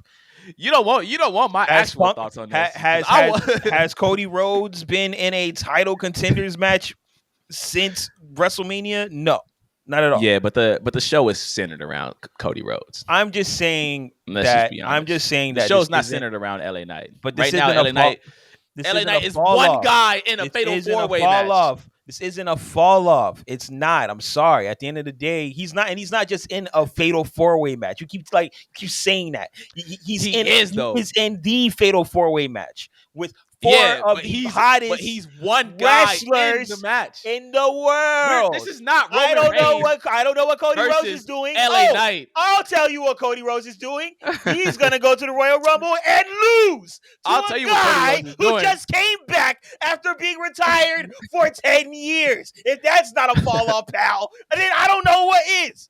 I don't know what one is. So don't come on this podcast telling me that LA Knight, one of the hottest wrestlers in the world, is falling off. You are delusional. You're out of your mind. Wait. But really listen to what you just said. LA Knight, one of the what? One of the what? One of, right? Cody Rhodes isn't the hottest. No, wait. I'm just saying. Let me land. Boo Capone. Let me land. You just said LA Knight is one of the hottest wrestlers in the world, right? At one point, he was the hottest wrestler in the world. So going from the hottest wrestler in the world to one of, is that not a small fall off? And then in that case, then Cody Rhodes is falling off. You don't want to know my real thoughts on Cody Rhodes, because I don't give a goddamn about Cody Rhodes, and y'all know that. I'm just saying these aren't truths. These aren't real truths. These things aren't riddled in truth. It's riddled in false speculation. These aren't real fall offs. All right, so if I'm the hottest if I'm the hottest rapper in the world, right? Like my albums are just selling out every time they drop. They selling out. I'm the hottest rapper in the world, right? Drake. Fast forward 2 more years, and now I'm just one of the hottest rappers, but I'm not the hottest anymore because there's like 4 other rappers that kind of took my spot, and they're hotter than me right now. Did I not fall off a little bit? No. Drake has had many times where he's dropped an album and he wasn't the highest selling person that year. Did he fall off? Is he still not one of the hottest, if not the hottest? A lot of people will tell you Drake has fallen off a bit. Jay-Z has literally never had the highest selling album of any year. Did Jay-Z fall off? Yes, nigga. What do you mean? Lyrically? Are we talking about numbers or in terms of hot? I said we're talking in terms of being hot. I was talking about record sales. We gotta. This is one of my problems. Lyrics, this is one of my problems. Lyrics? People can never. One of my problems is people can never tell the truth about the things they love. Like falling off doesn't mean that a nigga went from being the man to just being in the trash can. But you can have a small fall off if you go from being the number one podcast. You can't have a small fall off, dog. Yes, you can. You can. You can have a moment. You can have a down swivel. You can have a moment where you're not doing the hottest. Okay, that's just how a down swivel is still going in a direction. The direction is down. That's not falling off, though. That's not falling off. Falling off is literally going from being successful to not being successful. No, it's not. That's your definition of being falling off. That's not mine. Okay, all right. Look, I'm just saying. The Rock. Let's talk about The Rock real quick. The Rock is a billionaire, right? Off? Thank you, Cooley. But look, The Rock is a billionaire, The Rock right? is washed. Listen, bro. It's not even about being falling off. Listen, bro. I'm listening. The Rock is a billionaire, right? The Rock has been a part of some of the most successful franchises that the movie industry has ever seen, from Fast and Furious to Moana. Like, The Rock is box office. He's one of the biggest stars in the world. Has his last couple movies performed the same way his other ones did? No, they haven't. You've said it on this podcast that they haven't. Mm-hmm. So has The Rock fallen off? Of course. Does that mean that The Rock is still not one of the biggest stars in the whole fucking world? Of course he is. The Rock is always going to be The Rock. But has he fallen off in terms of his star power? Absolutely. That doesn't mean that he's rock bottom now. What did I say? What did I say? What did I say on the last podcast? I don't know, bro. You're saying a lot. I said The Rock is on a down swivel. Because his last five a down swivel is a fall off. It's not, bro. A fall off means you're not on anymore, bro. You got to be on, and then you got to get off. You fell off. That means you're not on anymore, bro. There's levels to the fall off, man. There's levels to a fall off. Who makes these rules? Listen. Me, we gotta ask J. Cole, man. We gotta ask J. Cole what a fall off is, because man, don't even. I'm not the album, the fall off is coming soon. Yeah, it's gonna be fire. It's gonna be fire. It's gonna be fire, man. Because J. Cole, man. I definitely think there's levels to a fall off, though. Like the Bloodline storyline, for instance, is falling off. That doesn't mean I'm not completely interested in it. The minute that Roman Reigns pops up and interacts with Jey Uso or whoever the fuck, I'm going to be on board again, because that's just how fickle wrestling fans are. So it's like, I'm not going to say that the Bloodline storyline has completely fallen off to the point where it's in the gutter, but has it fallen off from where it used to be as far as being the most interesting story in wrestling? Of course it has, man. See, that's where we defer. I think the Bloodline storyline has fallen off completely. There is no storyline. There's nothing. There's nothing there. There's nothing there at all. That's how I feel. I don't feel like this is a stop pause thing. I think it's been 6 months of nothing. It's just it's going to be a year. It's been a year of nothing. But they're also not building towards anything. It's like exactly. I think it's over with because The Rock now is into the picture. So once The Rock is involved, it's like. But they're not. I don't think they're gonna. We're gonna get to a whole other argument. With The Rock, you think so? A whole other argument. They got to. They have to. You can't have The Rock versus Roman with no bloodlines. Like, it got to be a bloodline. You got to be the head. Yes, you can. I want to see Rikishi and Jimmy Snuka. And that's what you want to see, Qwan. But see me, I don't believe it. I don't believe any of that's gonna happen. I have been silent about this for a long time. I think they're gonna blow it. I think this is gonna be the worst match of all time. That's just how I feel. I feel it in my gut. I do. You potted. I do. I'm not. I swear to God, bro. And I've been worried about this. I said it last pod. I was alluding to it, and I thought we'd have a more intelligent conversation between us black brothers, but y'all were trying to assure me that everything's gonna be fine. The story writes itself. Man. Everything's gonna be okay. I don't believe it, bro. He not letting it play think out. The Rock is gonna come out, bro, and cut 17 terrible promos, and we're gonna end up at WrestleMania like, what the fuck is this?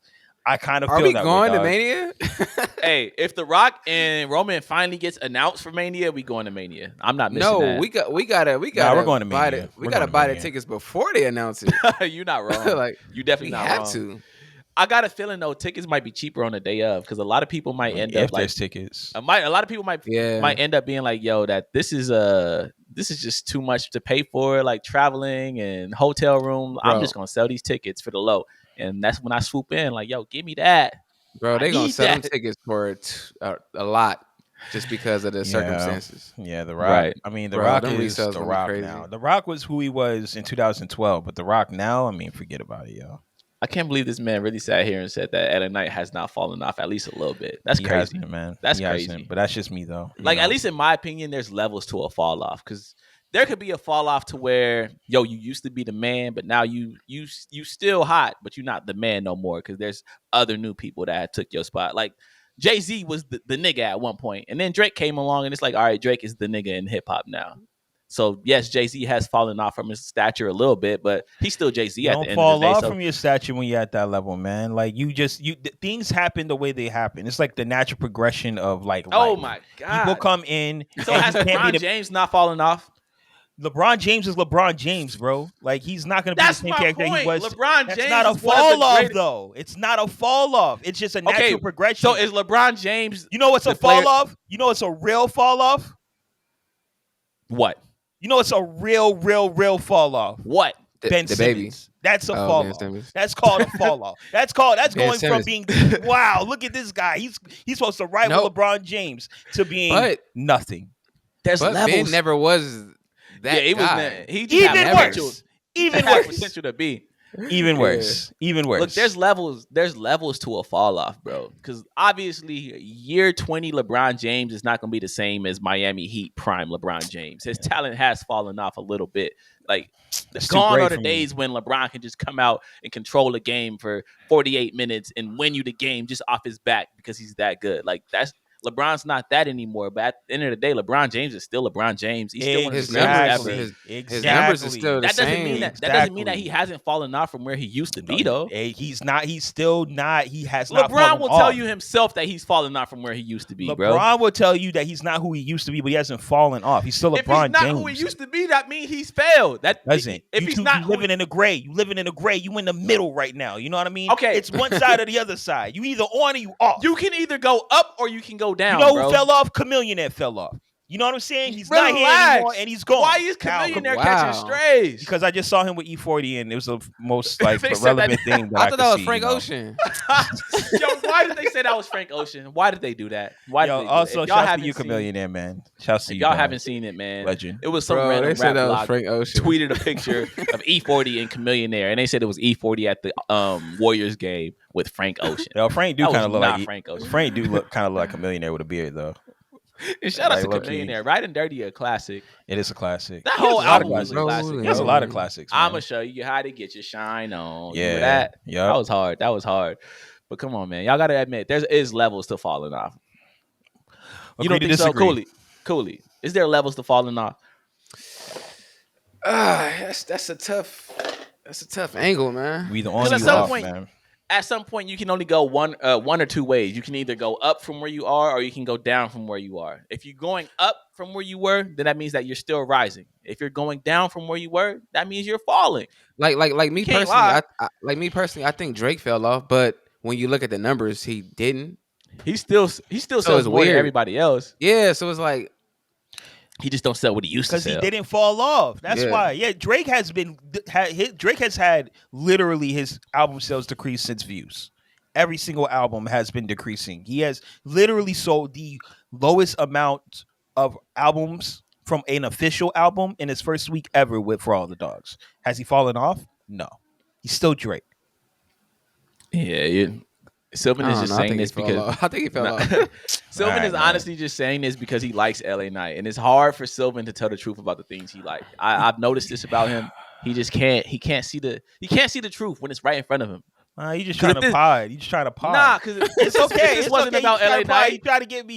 If this wasn't about LA Knight, if this was about somebody else that you didn't like, who else? You would have no. I don't think Cody Rhodes is falling off, and I don't care for Cody Rhodes. Last time I checked, Cody Rhodes is your guy. He was your guy.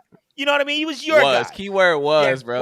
Keyword was. And he has not fallen off. But every single sign has shown him that he's fallen off. The guy is not in the title picture. The guy is going to be in the Royal Rumble and he's going to lose. He's been treading since Brock Lesnar. It's definitely a fall off. But he's still not falling off. He's still Cody Rhodes. The show's still built around him. Remember that? It is. And it's going to be built around him because he is the biggest star since John Cena in WWE. It's just a fact. Agree to disagree, man.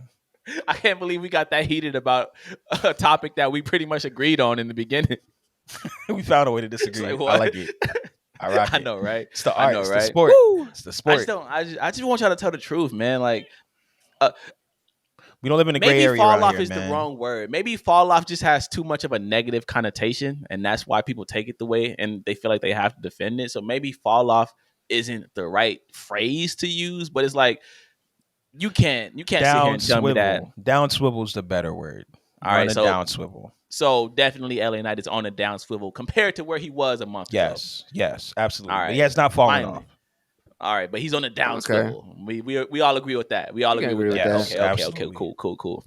As long as we agree with that, then I'm cool. Yes. But I want to know how y'all feel at home, man. Is LA Knight on a down swivel right now? And will he pick back up? I think he will. I think he'll have a tremendous showing in the Royal Rumble. And I'm sure by the time we get to WrestleMania, he'll probably have a match with, like, I don't know, Logan Paul or I'm pretty sure someone. And he'll win a title, and then we'll be firmly behind him again. But at the end of the day, A lot of guys are hot right now. That's just how wrestling is, for better or for worse. Jey Uso's hot. R-Truth is hot.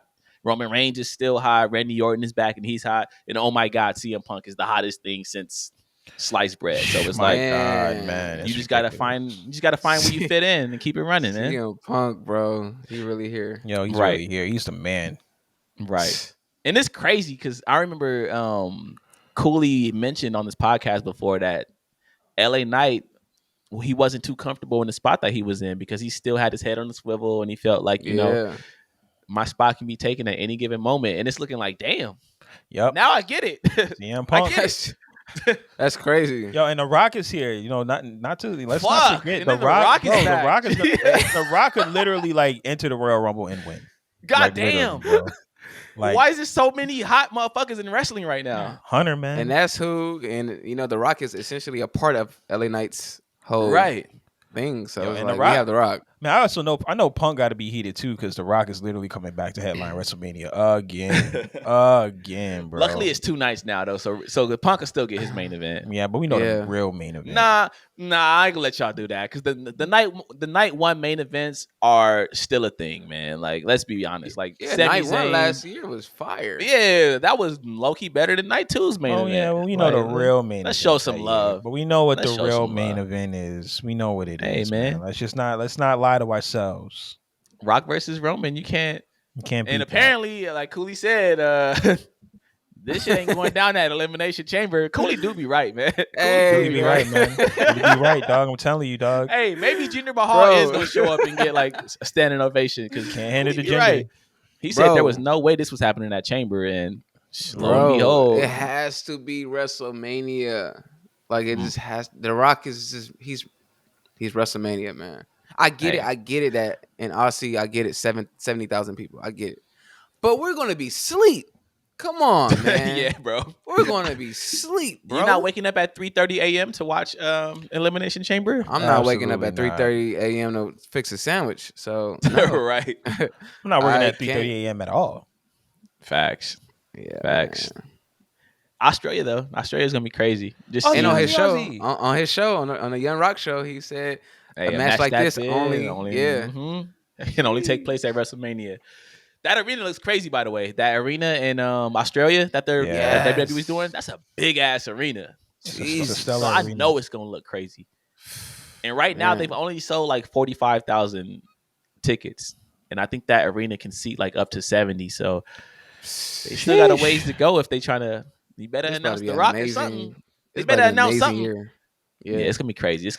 They might have a match or something too. So I just can't believe this many stars are at the top of WWE. We went from Roman Reigns and everybody else to just everybody. Yep. I love it, man. I love it. Triple H doing the Lord's work, man. But fellas, y'all know what time it is, man. It's time for one of my favorite segments of the show because I love going on a journey through wrestling and finding out what's going on in AEW, what's going on in WWE, what's going on everywhere. So Cooley. Hey, man. Let's go on that rundown. Hope I can get through this without a cough like last week. But let's get it, man. Let's get it. I'm ashamed of even saying this topic, y'all. But I'm going to read it. Bobby Lashley. Oh, God. And the Street Profits are now known as the Pride. What is that? That sounds stupid. Like, bro. Oh, my God, bro. Hey, man, I want to ask you guys, man, what is their ceiling with this? Has this faction been underwhelming? What is going on? I have no idea where this is going. Qwan, I want to hear from you, man. I want to hear from you, man. Is this underwhelming? Yes. Is this underwhelming? I want to hear the truth. All right, man. All right. Pride. The Pride. So first off, this name is trash, man. Like, what is the name? The Pride? The Pride, bro. Should I say pause at the Pride? Like we calling Bobby Lashley and the Profits the Pride? What happened to the Suit Profits? What happened to Hurt Business 2.0? Like the Pride? We're calling them the Pride. I mean, I guess. Has this faction been underwhelming? Yes, it has. Because when we first got this faction, when I first saw that Bobby Lashley would be teaming with Dawkins and Montez Ford. I really thought that this would be one of them factions. I thought Bobby Lashley would be a world champion again. I thought the Profits would be tag team champions. I thought they would be like the new bloodline, just the black version. And they were just going to dominate. But so far, I haven't seen none of that from them, man. We saw them in a lackluster ass feud with LWO where they tried to pretend to be heels, but the crowd just kept cheering because nobody bought them as heels. And now they're back as faces, teaming with each other versus another group that just debuted that we'll get into next. And it's like, where is this going, bro? This is underwhelming. This is not what I wanted for Bobby. This is definitely not what I wanted for Montez because I feel like Montez Ford is the future of the industry. I feel like Montez Ford could be a future world champion and carry the company on his back at one point because he has all the tools to do it. But in this faction, he has not shown me that yet at all. At all. So no, I don't like this faction. I don't like the name. I don't like the outfits. Actually, I'm lying about that. They outfits be looking good. They be looking dapper up there. You know what I'm saying? With the suits and all that. But the pride, nah, man. Nah. The pride. That name is not it. I honestly thought they would have been broken up by now. Like, damn. Like you said, Qwan, I pictured Tez. You know, I thought it was gonna be like The Rock versus Stone Cold type thing, Tez and Austin Theory or something, right? Something. But they put this faction together and nothing has happened. Because remember when Tez was in the Elimination Chamber last year, right? He showed out. He went crazy. We all thought like, yo, this is the beginning of Tez's single run. Like they finally gonna build around Tez as a singles guy, and then it's like, nope, let's throw him in a faction where he can smile and stand to the side. Yeah. What is this? What is this, man? I'm gonna let it all play out because they black. Oh, now he want to let something play out. I said because they black. I feel it. But to be honest, this faction sucks. It does. It stinks. It really does. It really stinks. They don't even have chemistry together. Y'all don't have any type of chemistry. There's no real. I don't even know. Like, I don't know what y'all. I don't even. What is the pride? Like, what is that? What even is the pride? Like, what is that?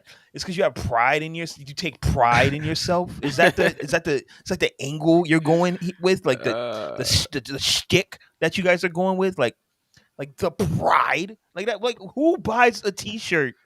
Pride. Called the. What in the Lion King is going on? Like here? y'all suck right now. Get it together. Like, do something else. Why couldn't this just be a continuation of the Hurt Business? Like, why did we have to do something completely different? Y'all come out in suits, for God's sake. Y'all look more like the Hurt Business now than y'all did before. Right. Like, y'all, like, I don't understand what you guys are doing. I don't know what creative is giving y'all.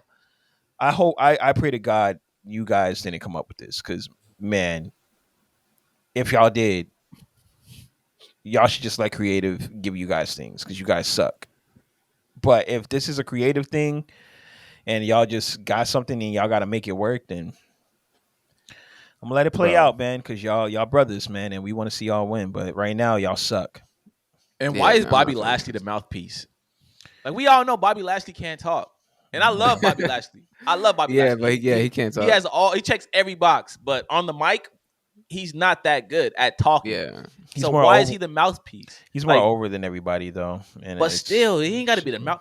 Like, bring back MVP if that's the case. Let MVP. He ain't doing shit. Like, Omos ain't been on TV since Barack Obama was the president. So it's like, might as well have MVP do something. Have him come with them and be the mouthpiece, or have B-Fab. Wasn't B-Fab interacting with them at one point for like 2 minutes? B-Fab, where's B-Fab? Put B-Fab back on TV. Have her be the mouthpiece of this group, because like Bobby Lashley out there cutting promos is just not something that we want to see. We want to see Bobby Lashley be a silent killer. We want to see Bobby Lashley kick ass and take names. Like, we don't want to see him out there trying to cut a promo. He be fumbling over his words. Like, Bobby, that's not his strong suit. You're supposed to hide that, bro. Come on, creative. And the crazy thing is, Montez.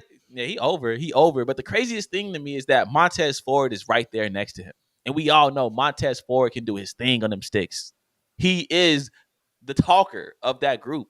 So why not put a microphone in his hands? Why is Bobby Lashley cutting the promos? Because there's nothing here. Let's keep it like all right. So let's just say we put the mic in Montez Ford, and then what?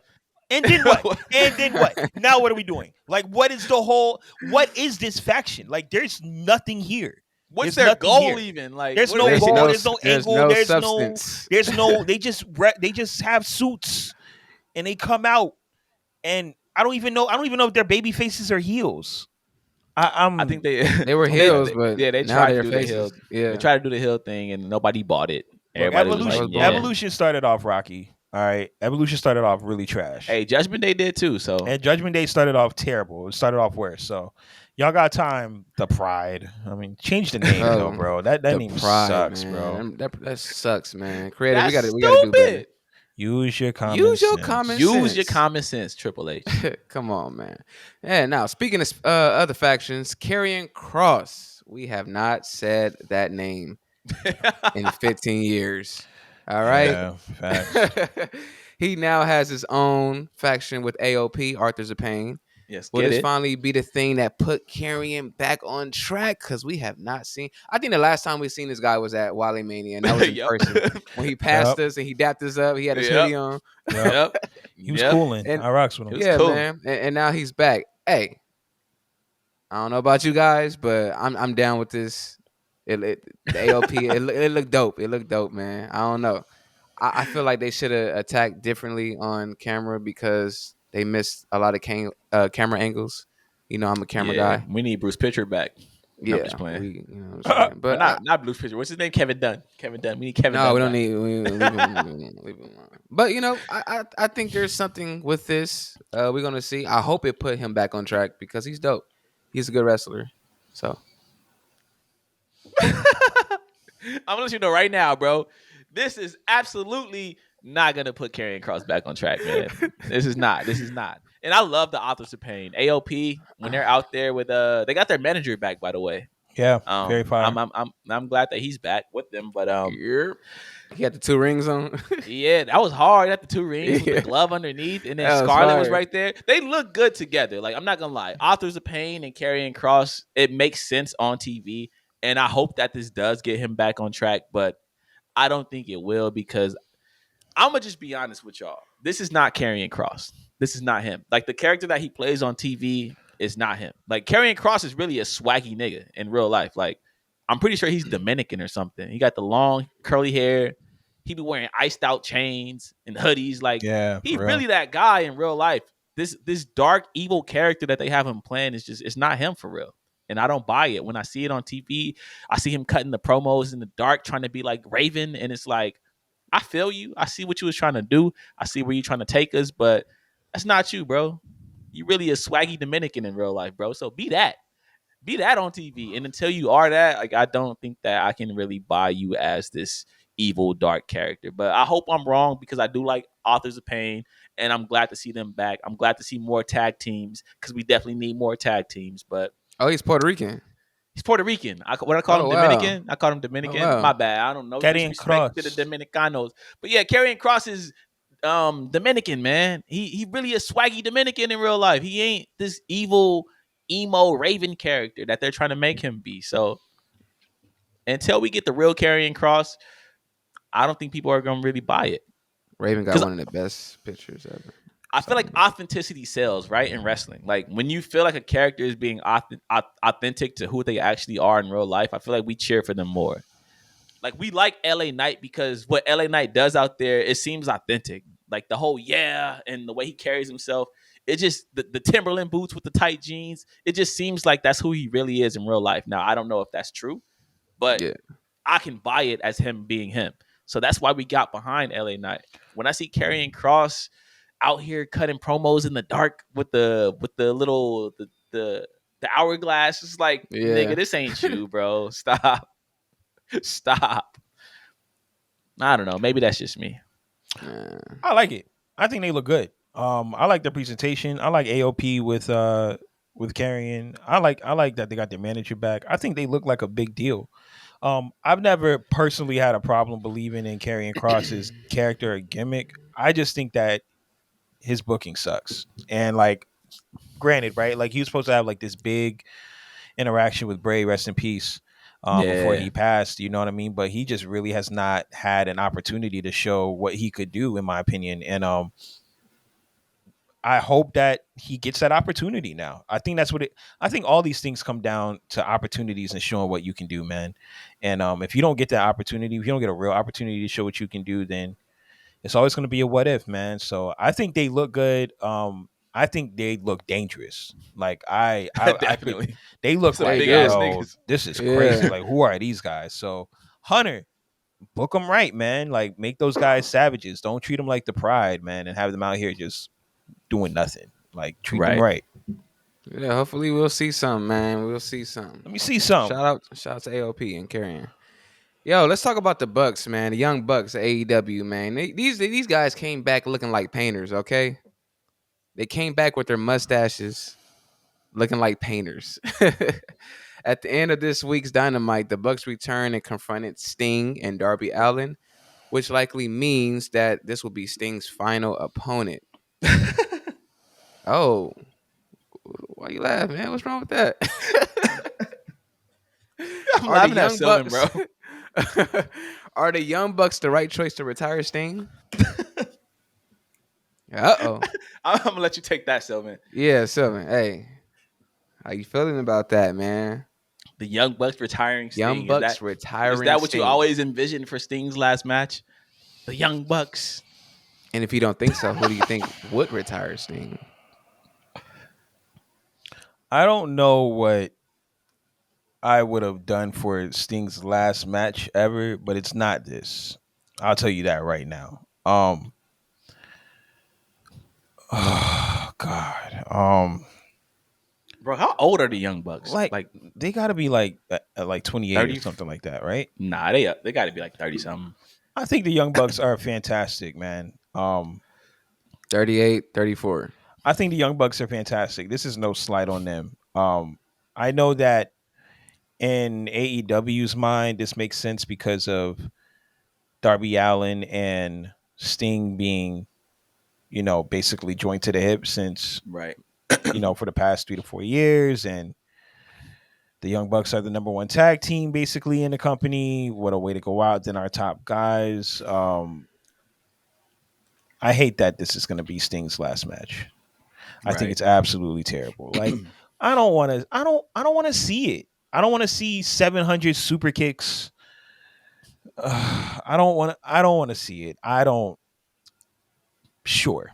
If Sting is okay with it, then cool. I mean, I've seen right. I've seen worse, right? I've seen Kurt Angle have his last match against Baron Corbin. Bro. Like, I watched it. Insane. I saw him have his retirement match against Baron Corbin, bro. Like, I forgot all about that. So if Sting wants to retire against the Young Bucks, then I mean, it's not the worst thing I've seen. I want better for the guy, but whatever. Whatever. I mean, I won't be watching. I'm cool with it. I mean, Sting, who's he gonna fight? I mean, we could have had Sting versus Goldberg, or I don't want to see Goldberg hurt Sting. I do. On his last match. I would much rather see Sting versus Goldberg than to see, because it would make sense. You know what I'm saying? Yes. Like, there's the WCW ties. If it would have made sense, he would have picked them. He picked the Young Bucks. He picked them. Yeah, he did. Yes. And here's the thing. A lot of these wrestlers don't have taste, man. That's what I'm saying. Like, at some point, you can't let the wrestlers pick everything, bro. You got to be an owner. You got to be a booker. Like, I'm sure if Roman Reigns could pick who he defends the title against, he would go out there and have a banger on SmackDown with goddamn Carmelo Hayes or some shit. But it's up to Triple H to be in the back and go, you know what? That's not best for business right now. We're trying to build towards this because this makes more sense at this time. So we're going to do that instead. Like, at some point, if you're the booker or the person in charge, you got to have, the balls to stand up to somebody like Sting and say, hey, this is what we're going to do to close out your career. Now, maybe Tony Khan actually did want this. Maybe Tony Khan was cool with the Young Bucks versus Sting and Darby Allin. But to me, this is not a match that makes sense. I'm sure Sting wants it, and if Sting wants it, then so be it. But that's not something that I want to see for a retirement match with Sting, one of the biggest stars in wrestling history, I would rather see somebody that he has like a storied history with. I would even be cool with seeing Sting go one-on-one with the person that he wants to like pass the torch to. So maybe Sting versus Darby Allin or something. And then he loses, puts Darby Allin over. Like, I don't want to see Sting in a tag team match with the Young Bucks. Facts. And I'm sure the match is going to be good because the Young Bucks are really good at wrestling. And so is Darby Allin. Sting, he might not be who he used to be, but he's still passable out there. He can still go out there and do his thing. So I'm sure the match is going to be good. But for a retirement match, this is not really... It's not man. Who you guys think had like the best final retirement match out of the the GOATs? Hulk Hogan went out against Randy Orton. I mean, I wasn't mad at that. So for me, the greatest retirement match ever, even though it wasn't really a retirement match because the dumbass nigga came back and still wrestled afterwards. But the greatest retirement match to me was Ric Flair versus HBK Shawn Michaels. Absolutely, 100%. Man, classic. That was like the perfect way to end your career. HBK saying "I love you" before he hits the super kick, like that was incredible. And like Ric Flair obviously messed that up by returning and wrestling over and over. I want to say he went to TNA and started wrestling like maybe a month after this happened. Literally, so it was like, bro. Literally. So it was like, what? But other than that, that was one of my favorite retirement matches. And then Stone Cold was 03, right? Yeah. With The Rock. That was his final match. But then he also had the Kevin Owens match, which was also a good way to go out. If that's going to be really our last match of seeing Stone Cold Steve Austin, it was a good opponent because Kevin Owens has been using the stunner for like 2 years now, so it made sense. It made sense, but the Young Bucks versus I will not be tuning in. Like, what is this? This will be comparable to like The Rock coming back to retire, right? So The Rock's retirement match is going to be The Rock and Jey Uso versus Austin Theory and Grayson Waller and Otis.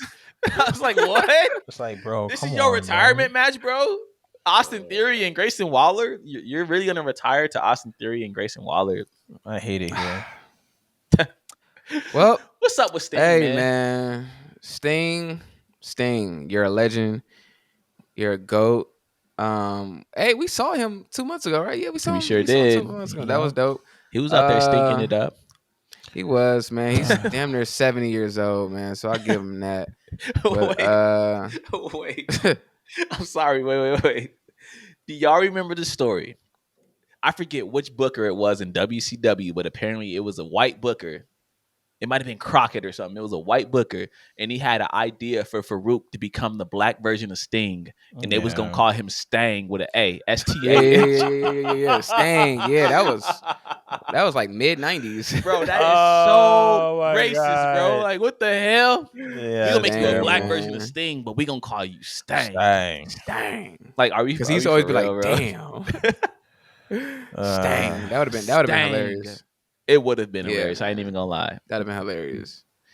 Yeah, man. But we're not gonna be tuning into that match, Sting. But I'ma still tune in just because it's AEW. It's Qwan sick. That's why. Sick. You know what we not tuning in on? What? Hardy matches. Let's talk about the Hardy real quick. Jeff Hardy has been shading AEW. I love them, man. Yikes. So it makes me upset when certain things happens, with them.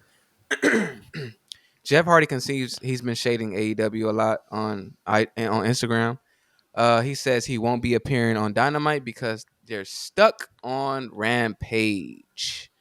Where they belong. They lucky to do that. Where they belong. Yeah, man. They don't even belong on there if we're keeping it honest. They belong on AEW Dark, YouTube. Do they? So you guys don't agree that they deserve more? Hell no, man.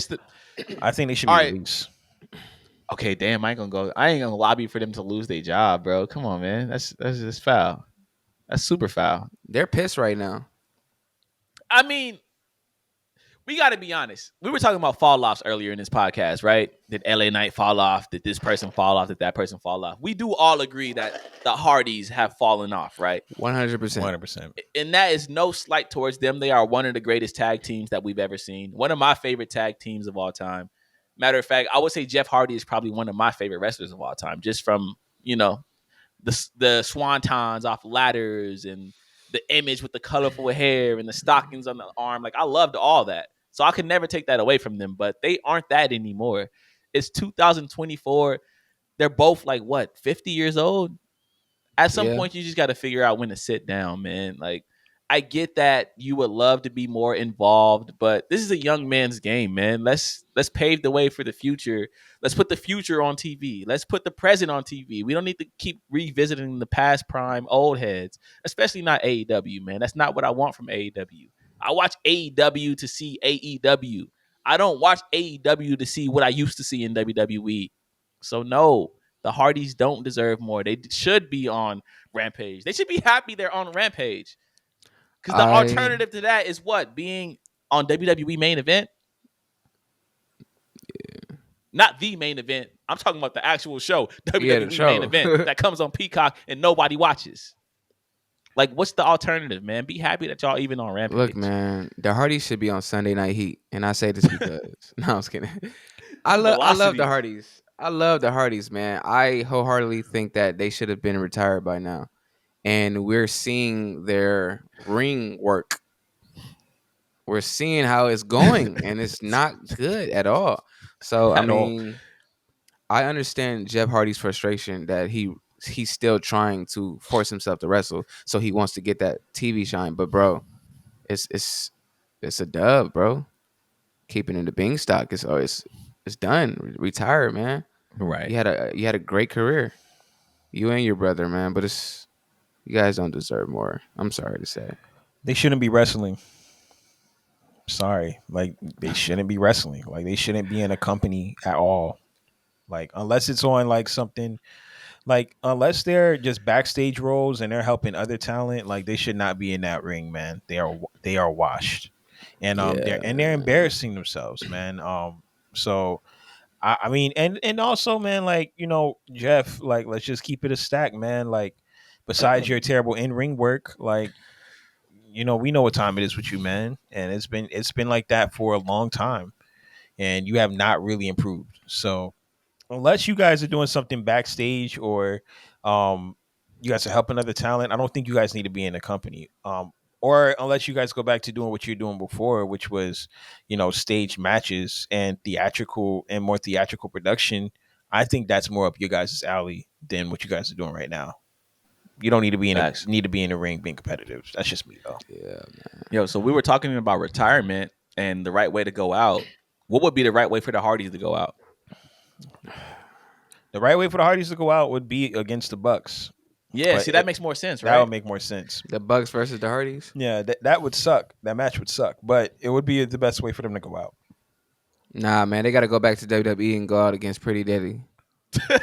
Hilarious. WWE honestly, never bringing them back, man. Honestly, I feel like there is really no need for a retirement match, to be honest. Like, I feel like if you're going to retire, just hang it up. Just go into the Hall of Fame or, like, you know, go in the ring, cut a long promo about how, you know, you've been doing this for X amount of years and it's time to wrap it up. Leave your boots in the ring and then wrap it up. Like, you ain't got to have a retirement match and put somebody over on the way out. I feel like we like to see that as wrestling fans, but that's not really necessarily the way you have to go out. Like, I'm sorry for going back to Sting, but it's like Sting don't have to go out there and put on a retirement match with the Young Bucks. Sting could just say, I'm retiring. It's been fun. And then dip. And then we'll love him forever. Yeah. Facts. But, you know, wrestlers and their egos, you know how that go. Yeah. So, they want to go out with a bang. Yeah. So, bang. Let's talk bang, about bang. Let's talk about this new wrestler, shit like man. That. Shit like that. Let's talk about Gable. Let me make sure I say his last name right. Gable Steveson. Not Stevenson? Not Stevenson. Steveson. Which our Apple iPhones correct to Stevenson, which is hilarious. That's the way it's supposed to be. Gable Steveson. Yo, he's been wrestling dark matches. Have y'all been seeing that on Twitter? Nope. This guy has been wrestling dark matches on SmackDown. And he's been getting booed out the building. That's crazy. That's insane. That's foul, bro. That's so foul, that's crazy. Man. God damn. That's cold, man. Do you guys think WWE should give up on this guy? Or should we just let it play out? Because it's. I think. Oh, All right, man. look. I think the general consensus around Gable Steveson is that he is an Olympic champion that feels he's above the sport in the worst way. Like when you looked at someone like Kurt Angle, right? Kurt Angle positioned himself as someone who was an Olympic gold medalist and was the best at wrestling. And he didn't necessarily feel like he was better than the WWE, but he felt like he was just the best of all time because of what he's done. Steveson, he doesn't have any real character work, but immediately his first match, it made it his performance felt as if he didn't care. And it didn't help that you had WWE officials like Booker T who called it out, who said, yo, he looks like he doesn't take this seriously. He looks like he doesn't really want to be here. That's been the general consensus amongst people. So I think people are just looking at Gable as if he's someone who doesn't really care to be here. He's just someone who feels he's above this because he is who he is and he's done what he's done. And that's the plight that he has to overcome. I don't think they need to cut their losses, but I do think they need to decide how they're going to utilize the natural heat that he's gotten and play into it. And quite honestly, like play it into character. If you already have this natural heat, then let him be that guy who's just like, I don't need to be here. This is simple for me. I've won real wrestling thing. I'm a gold medalist. I'm this, I'm that. I'm better than Kurt Angle. Kurt Angle couldn't wash my boots. Like get more heat, make him more hateable, you know? So that's how I feel. Yeah, I think I agree with that. Like you gotta at some point he gonna have to embrace the hate because it's clear that WWE wants him to be a babyface, and it's also clear that the fans are just not gonna cheer for him ever. They're gonna boo whenever he's on that screen. So at some point they gotta pivot with him, embrace the hatred, make him a heel character, or else it's just gonna be a disaster, like it's been up to this point. Yeah. It's crazy to me how other guys on those NIL deals, that's what it's called, right? The NIL deals. NIL. It's crazy to me that other guys on those deals have gone on and do so much great things. Meanwhile, he is like the first big signing of that NIL contract, and he has done absolutely nothing. Because look at Obafemi. I don't know if we were going to get to Obafemi on this rundown, but he's another young guy who was on that NIL deal, and now he is the North American champion. After just 4 weeks, he's the North American champion. He already has shown us more than what Chad Gable. He's already shown us more than what Gable Steveson. I'm sorry, Chad is the real Gable. The real Gable. But right. But he's already shown us more than what Gable Steveson has showed us in 4 years. So it's like at some point he needs to really figure out, is this what he wants to do? Because if it's not, it's go do something else then. Because his brother, man. Like Gable Stevenson's brother, people forget his brother is also a part of the NXT roster, and his brother is doing his thing. His brother is a part of William Regal's son and Drew Gulak's like group. I think the quarter catch crew or whatever. Like his brother's a part of that, and he's doing his thing. He's actually showing us that he might have potential staying like long in this wrestling game. And it's like, how are you getting outshined by your little brother? Come on, Gable Steveson, do better, bro. Do better. Yeah, man. I said it before. It just feels like he has one foot in, one foot out. He's married to the pro wrestling. So yeah, he got to do better. Or if he's not gonna go off script and go crazy and turn heel, then pack it up. Pack it up. Get up out of here. You got to go heel. Why do y'all think he's in these dark matches though? Like, y'all think WWE is trying to give him some more work, or is they like testing the waters to see if he got it? I think they really believe in him. And I think they want him to be on the main roster. I really do. Like I don't think they want him to do NXT. I think they want to push him to the moon. But it's like, bro, you guys kind of got to figure out what you're going to do with him. And so I think these dark matches are a way of trying to like test out, okay, well, how will SmackDown respond to him? Because it's going to look really worse. It's going to look really bad with him going to NXT and kind of trying to be something other than what he's been. I feel like his first introduction in NXT was kind of like a stain. It was so bad. It was really bad. It was horrible. It was really horrific. And I don't think he can walk back in that building, honestly. And it's we forget NXT is a small centralized building, and largely that audience is like the same audience. The same people come, the same people support, and they're gonna decide who he is, whether we like it or not. But these dark matches are a way for them to kind of figure out, okay, how can he exist outside of that? So that's the only thing I can assume. He was out there with the right opponent. Yeah. So Gable Stevenson, you gotta do something, brother, man. We rooting for you. Facts. Or don't. And that's the same shit. Or don't. Like, bro, there's so much popping right now, dog. We don't really need you like that. So if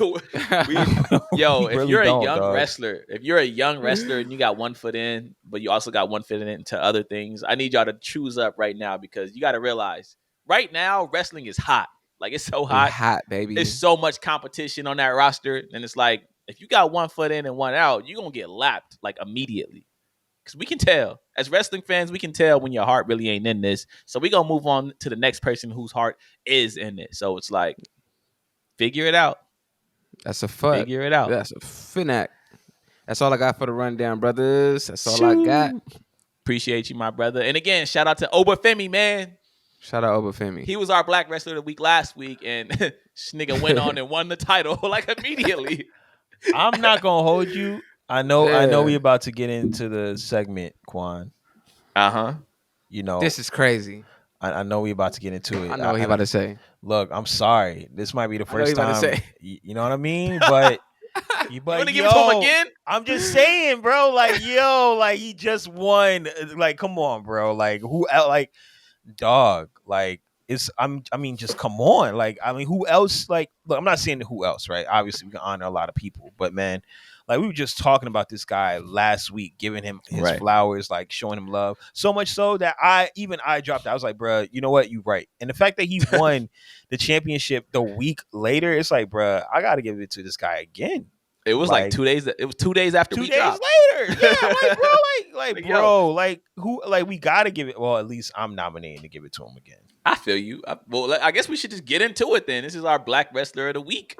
We like to give our flowers to Black wrestlers, both past and present. And it looks like Sylvan is nominated to Obafemi. I am. And honestly, I'm not mad at it. Like, he just won the North American Championship, his fourth match in WWE. I mean, I was gonna nominate Trinity. I know we gave it to Trinity before. I want to say she was our first Black Wrestler of the Week. Her and Leo Rush was like co-Black Wrestler of the Week. But I was gonna nominate her again just because I feel like I can't sing her praises enough. She kind of gets, people forget about her a lot. Like, when it comes to her and Mercedes was probably the more popular of the two, and because of that, I feel like Mercedes' name dominates the headlines, and we kind of forget about Trinity sometimes. And a lot of people criticized her decision of going into Impact. I even sat here and criticized her decision, but it looks like it was a great decision. She over there killing on Impact right now. Yeah. And she's the face. She is the face of Impact. She's had some incredible matches. I think she has a match with Jordan Grace this weekend at TNA Hard to Kill. And it's sounding like she might be on the way back to WWE. That's what the latest rumor is. So I just wanted to sing my praises towards Trinity. But if y'all fellas want to give it to Obafemi for the second week in a row, I'm not mad at that, because he looked like Wale with muscles. The nigga say he 22. He look about 38 years old, but like, yo, he can go, man. That dude, he's gonna be a big star. Yeah, he's gonna be a big star. So I'm not mad if it's ultimately Cooley's decision. Sure enough, is. I say Trinity, but I'm not mad if you want to give it to the boy Obafemi. Yeah, I'm nominating him again, man. It's a tie, man. We giving it to both of them, okay? Facts. Listen, let's get it. Listen, man. You know how I feel about the whole Trinity situation, man. Yeah, you love Trinity. I'm gonna always give her flowers. She's dope. And I hate that the fact that the Mercedes stuff overpowered her, man. Because like it overshadows her. And she's over, dog. Like she's gone crazy, man. Like let's praise her work that she's doing right now instead of trying to see what the hell Mercedes got going and who she's going with and like, bruh, like, come on, man. Trinity doing big things. And Obafemi, my God. He's older than me. I don't care what nobody says. That guy is older than me. Like, he's older than me. He's doing his thing, man. He's got the nigga belt. right now. I like that. It's definitely the nigga belt. All the brothers get that belt. For sure the nigga belt. Carmelo Hayes, Wesley, Leo, Velveteen Dream, Leo Rush. Who else, bro? That's the nigga belt. Yeah, bro. Everybody get that belt. So I love it, man. I love seeing these, these brothers, these sisters prospering. It's a beautiful thing to see, and I want to see what the future holds for Oma. What's his name? Oba Femi. For Oba Femi. We'll see if Trinity comes back to the set. We'll see. I hope she does. Hey, and look, quiet is kept. I hate to say it, and I'm not trying to put two sisters against each other, so I hope it don't come off that way. But let's just put it like this: Trinity, aka Naomi's post WWE career, it's been a lot better than a lot of other people's. I'll put it like that. She's doing her thing. Yeah, man. She's doing her thing. So shout out to Naomi, aka Trinity. Hope you come home soon. And shout out to Oba Femi, 22 years old, phenom out here, man. She'll be back because Mercedes is back. So, do we know this though? We don't know. Yeah, this man. Look at bro, Roxanne. I was watching. Roxanne did her move, bro. Yeah, Roxanne did her move, bro. Did. That's when I texted chat. Yep, I texted chat. I'm like, bro, I'm sold. I'm sold. She did the bank statement. They updated her little bio just like they did CM Punk. It's alright. They did. I saw that. She back. And they took her song off Apple Music. Oh, they took it off? Bro, they took her song off Apple Music. Maybe, hey, Cooley be right, man. Like we said, bro. Cooley be right. I don't know, but I feel like the rumor is that she's going to AEW though, ain't it? Ain't that still the rumor? That's a rumor. I mean, we gonna see, man. I don't think so though. Hey, I guess we'll see, man. But shout out to Naomi. Shout out to Sasha, aka Mercedes. And shout out to Oba Femi. Shout out to all my black wrestlers. Know what I'm saying? Now, fellas, it's time. Time for the packs. Yeah, boy. Pack 'em up awards where we pack up the most infamous things in wrestling this week. I know who I want to pack up this week. I got to pack up. Okay, first off, before I get into it, I just want to say I love Lexis King, man. I like what Lexis King is doing right now. He just had a match with Dragon Lee on NXT. It was pretty good. And this is a guy who I did not like at first. Back when he was Brian Pillman Jr. in AEW, I did not see it. I did not see it at all. I thought he was garbage. But right now in NXT, the way they're presenting him, his entrance with the king chair and the way it slides across the ramp, and then like the ring work that he's putting in, I'm firmly behind Lexis King at this point. I think Lexis King is going to be a big deal in pro wrestling, which is why it pains me to have to sit here and pack up Lexis King. But my brother, who the hell is your barber, bro? Oh, man. Listen, man, can we get a picture of Lexis King's beard on the screen? Just somebody Google Lexis King beard. Whoever is shaping this nigga's beard up is doing a terrible job, man. He be out here. What is this? Yo, he be out here looking like he be having the bat logo on his chin. It's bad. Like he's definitely getting his hair cut by Dominicans or something. Like, that's hilarious. I don't know who is cutting his hair. I think he's purposely doing that though. He for sure is purposely doing it. Yeah. And bro, the Beijing they be putting in my man's beard. He look crazy. He look like loving hip hop era Joe Budden right now. Like, what are we doing? Lexis King, you are incredible. You are very talented. I think you're gonna go far. But yo, these beards, bro, you got to be stopped. Somebody got to stop this man.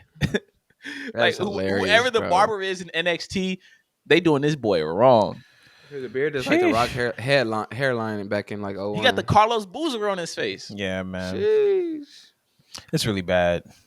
Yeah, it's bad. Man, you know who I'm packing up, man. Oh, yeah, we know. You know what I mean? We know.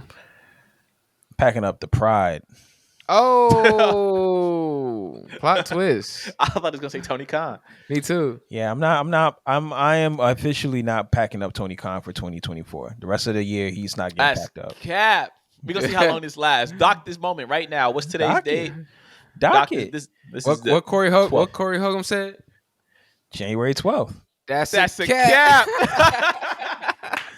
Mark it, yo. January 12th. Mark it, man. Mark it. I am not packing up Tony Khan. He does not deserve my pack ups anymore. You know, he packs up himself. The Pride, man, you guys stink. look, I'm sorry. Like you guys are embarrassing me right now, man. Like Montez Ford, I think you are a future WWE Hall of Famer. Angelo Dawkins, I think you are the most underrated wrestler of all time currently speaking to this day. The things you can do in that ring are absolutely amazing, especially for your size, and your charisma is unmatched. Bobby Lashley, obviously, it goes without saying that you are one of the most decorated WWE superstars, wrestlers in general. And it pains me that with all this potential, y'all just managed to come together and stink. I mean, my God, like, what are y'all doing? And I've already been upset with y'all in this beginning because y'all didn't have a name for like 3 months and y'all were wearing suits and just losing every match. But now y'all are called the Pride, and there's nothing about this that I'm proud of. It's absolutely horrendous. I think y'all need to go back to the drawing board. Y'all need to do something because it's not working out for me, pal. Now, I could be wrong. You know, every faction starts off terrible from time to time. I don't think there's one faction that started off amazing besides maybe the Bloodline. Maybe. That's it. Maybe. But every faction starts off rocky road. But man, that name is terrible.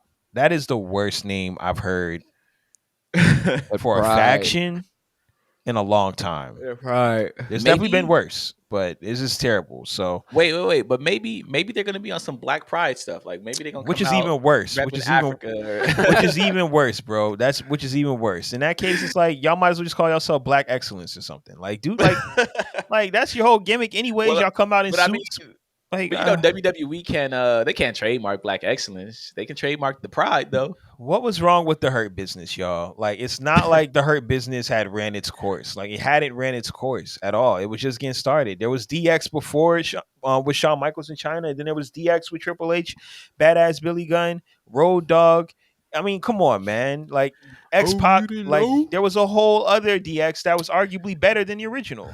So yeah, but Triple H was like, I feel like, so the Hurt Business is not the Hurt Business without MVP. If MVP is not involved, it's not the Hurt Business, because there were when they started that group, there were literally segments of MVP going around backstage to like random Black wrestlers and giving them his card and just being like, "Yo, whenever you done with like tap dancing and all that bullshit, call me. I got something I'm planning."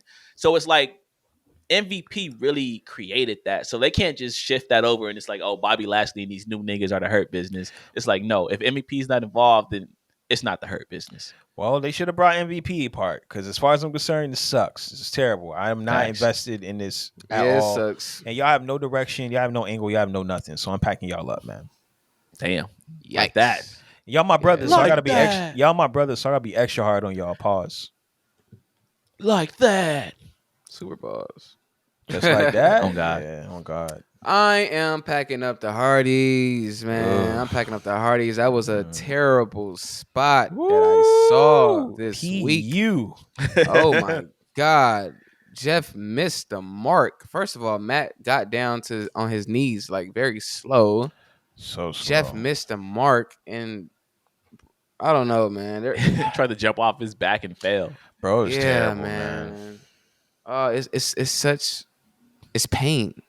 It brings me pain, man, because I saw how these guys came up, man. How they used to work the ring when I was a kid, man, and just to see them wash it's upsetting. But and them boys it is what mad. It is, man. The times they are a changing. Yeah. They're mad. They're on Rampage, bro. They want to be on Dynamite. They want to take all that talent over to Dynamite so we can watch them on national TV fall off each other's backs. They botch it on purpose so that they can get dropped. Like Sabu used to do? Yeah. Sabu said he used to botch on purpose just to get the crowd to pop. Like, this nigga would jump to the top rope and fall off just to get the crowd to pop. Like, that was crazy, a sick man. Hey, the homicidal, suicidal, genocidal Sabu. He was him. But yeah, man, that's all I got for y'all with these pack ups, man. Shout out to the Hardys. Shout out to the Pride. The Pride. And definitely shout out to Lexus King. But that beard got to go. The Hardys botching got to go. And that name, the Pride, man, you got to pack that up. Get it out of here, man. Fellas, before we get out of here, man, I got to ask y'all. WWE announced it. Love in WWE is coming to Hulu Montez Ford and Bianca Belair. Are y'all gonna watch Love in WWE? I'm gonna watch it. I'm gonna tap You gonna in. watch that shit? Look. I'm not a reality show person, but you know, I want to see what my brother and my sister, you know, getting into, you know, and I feel like this is going to open up a path of non-wrestling fans to become wrestling fans. More so the women, but this is dope. I'll be watching the Kardashians, so I'm definitely about to tap in. Let's Total Divas did it. Oh no! Oh, you're sick. You are a sick individual. Sick, man. You are a very sick individual. Yeah, man. I guess I'll watch it. Why not? I mean, it's kind of corny, and I'm sure it's gonna be hella scripted because all those reality TV shows be hella scripted. It might do a lot of good for wrestling, like Cooley said, man. Total Divas opened up a whole new lane for WWE. There's so many girls or women now, who tap in with WWE, and their introduction to WWE was Total Divas and Total Bellas. So it's like WWE is about to get a whole new audience with this, especially two black young wrestlers. That's niggas. WWE is for niggas. You can look, but you can't touch. Pause. But yeah, man, WWE is about to go after that young black demographic, and I'm here for it. I want to see it. So shout out to Montez Ford and Bianca Belair, her beautiful self. I will be tapped in for Love and WWE.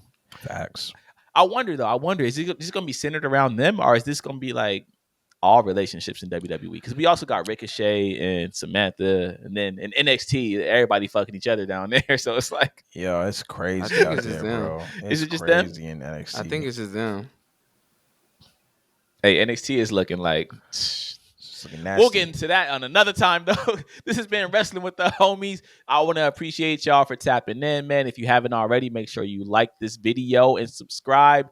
Turn those post notifications on because you don't want to miss when we go live. And we out of here until next week, man. This is Wrestling with the Homies. I had a hard time getting through this podcast because I had the cough, but I held it in because I love y'all and I didn't want y'all to hear me coughing all into this microphone.